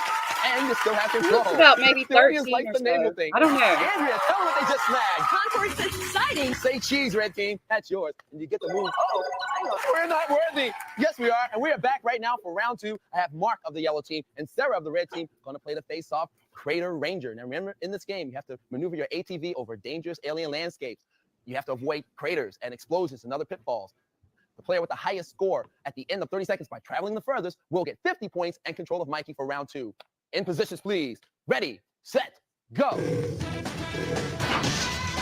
yellow team got snagged. Right now, it looks like red team has traveled the furthest so far, but we're only at the 22nd point. Look at the graphics. The kids would get mad today if they had graphics like that. They'd throw the game out the window. This is going to be close. We're down to 10 seconds. We just fell out of it on the yellow team's back end, trying to get going. And at the end, it is going to be the red team pulling it off. All right, here I go. Let's play some more games. Yeah. All right, Sarah, you steered yourself there to the face-off victory. Well, hang on, let's find out where Mikey's steering this time. Andrea, tell us where he's going in round 2. In round 2, Phil, Mikey's setting out from the village to the angry volcano Mount Blow a Fuse. But watch your footing because the witch doctor is out in that underbrush somewhere. Explore your way past the goal and you'll get 100 points. Take it, Phil. Oh. Thank you, Andrea. Now, remember, gang, the 4 Ps are still up there. Points, puzzles, pop quizzes, and prizes. The witch doctor is waiting for you. Try to avoid him. Now, all questions in round 2 are worth 50 points. That's right, they're doubled. And the team with the highest score at the end of this round will be going into the video zone to face today's game wizard. Now, red team, you pulled off the face-off, and you're up to 200 points, and you get to move Mikey first in round 2. What direction? Left. Mikey's starting off left. The Big V video challenge, yeah. Starting off video challenge, round 2. What are we going to do? Play some games. Hey, how you doing, gang? Video challenge, more points to your score, control of Mikey. Who's going to be playing? I am. You're going to play Sarah? Okay, John, hang on to the board. Sarah, Here you we get go, to choose Sarah. from Act Razor, El Viento, Thunder Spirits is out of it, we played it, Toki, or Robo Army. Which one of those 4? Robo Army. Robo Army. Head down to Robo Army. Come on with us, John. Robo Army, I kind of dig this game personally.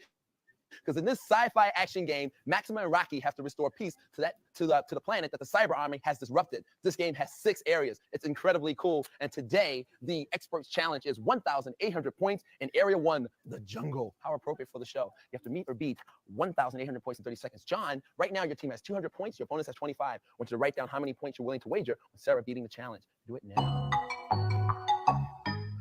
Look, I didn't even sing that time. Hide it, please. Turn around, Sarah. Ready, set, go. Wait, that's her robo army. She is whacking away in awe of the other robots. She can pick up things. She can jump over things. Right now, she's jumping over battling the robots. Pick the aggressive game. She gets 100 points. Right now, she's up to 800 points. A double punch happening. She can pick up arms. She can pick up the G. But right now, she's just punching and kicking her way. Yeah, she's at 1,000 points right now. We're down to about 6 seconds. She has 1,020 points. Oh, she got knocked down. Couple more, we'll do it, maybe. Oh my goodness, not enough time. Listen, you played a great game. Time ticked a little too much. John wagered 50 points. We're going to subtract that to your score, but there's more show to play. Head back over. Yeah. She was fighting her way around, kicking them up and kicking them down.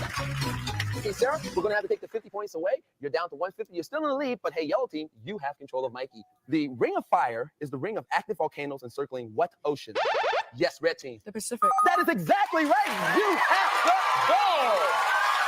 100 points added to your score. Hey, I'm here with Sarah and John, and they're psyched to go to that door into the video zone to battle Scotia. Now, you have 1 minute to get through all 3 levels. After the first 2 minutes of time left, you will go and battle Scotia in the wizard level. Now, for each level you get past, Where is the you will suitcase get a challenge? great prize. For each item you pick up, you will get $50. Here is your challenge. All right, into the zone there with you and extinguish Scotia's flames. Go through that door.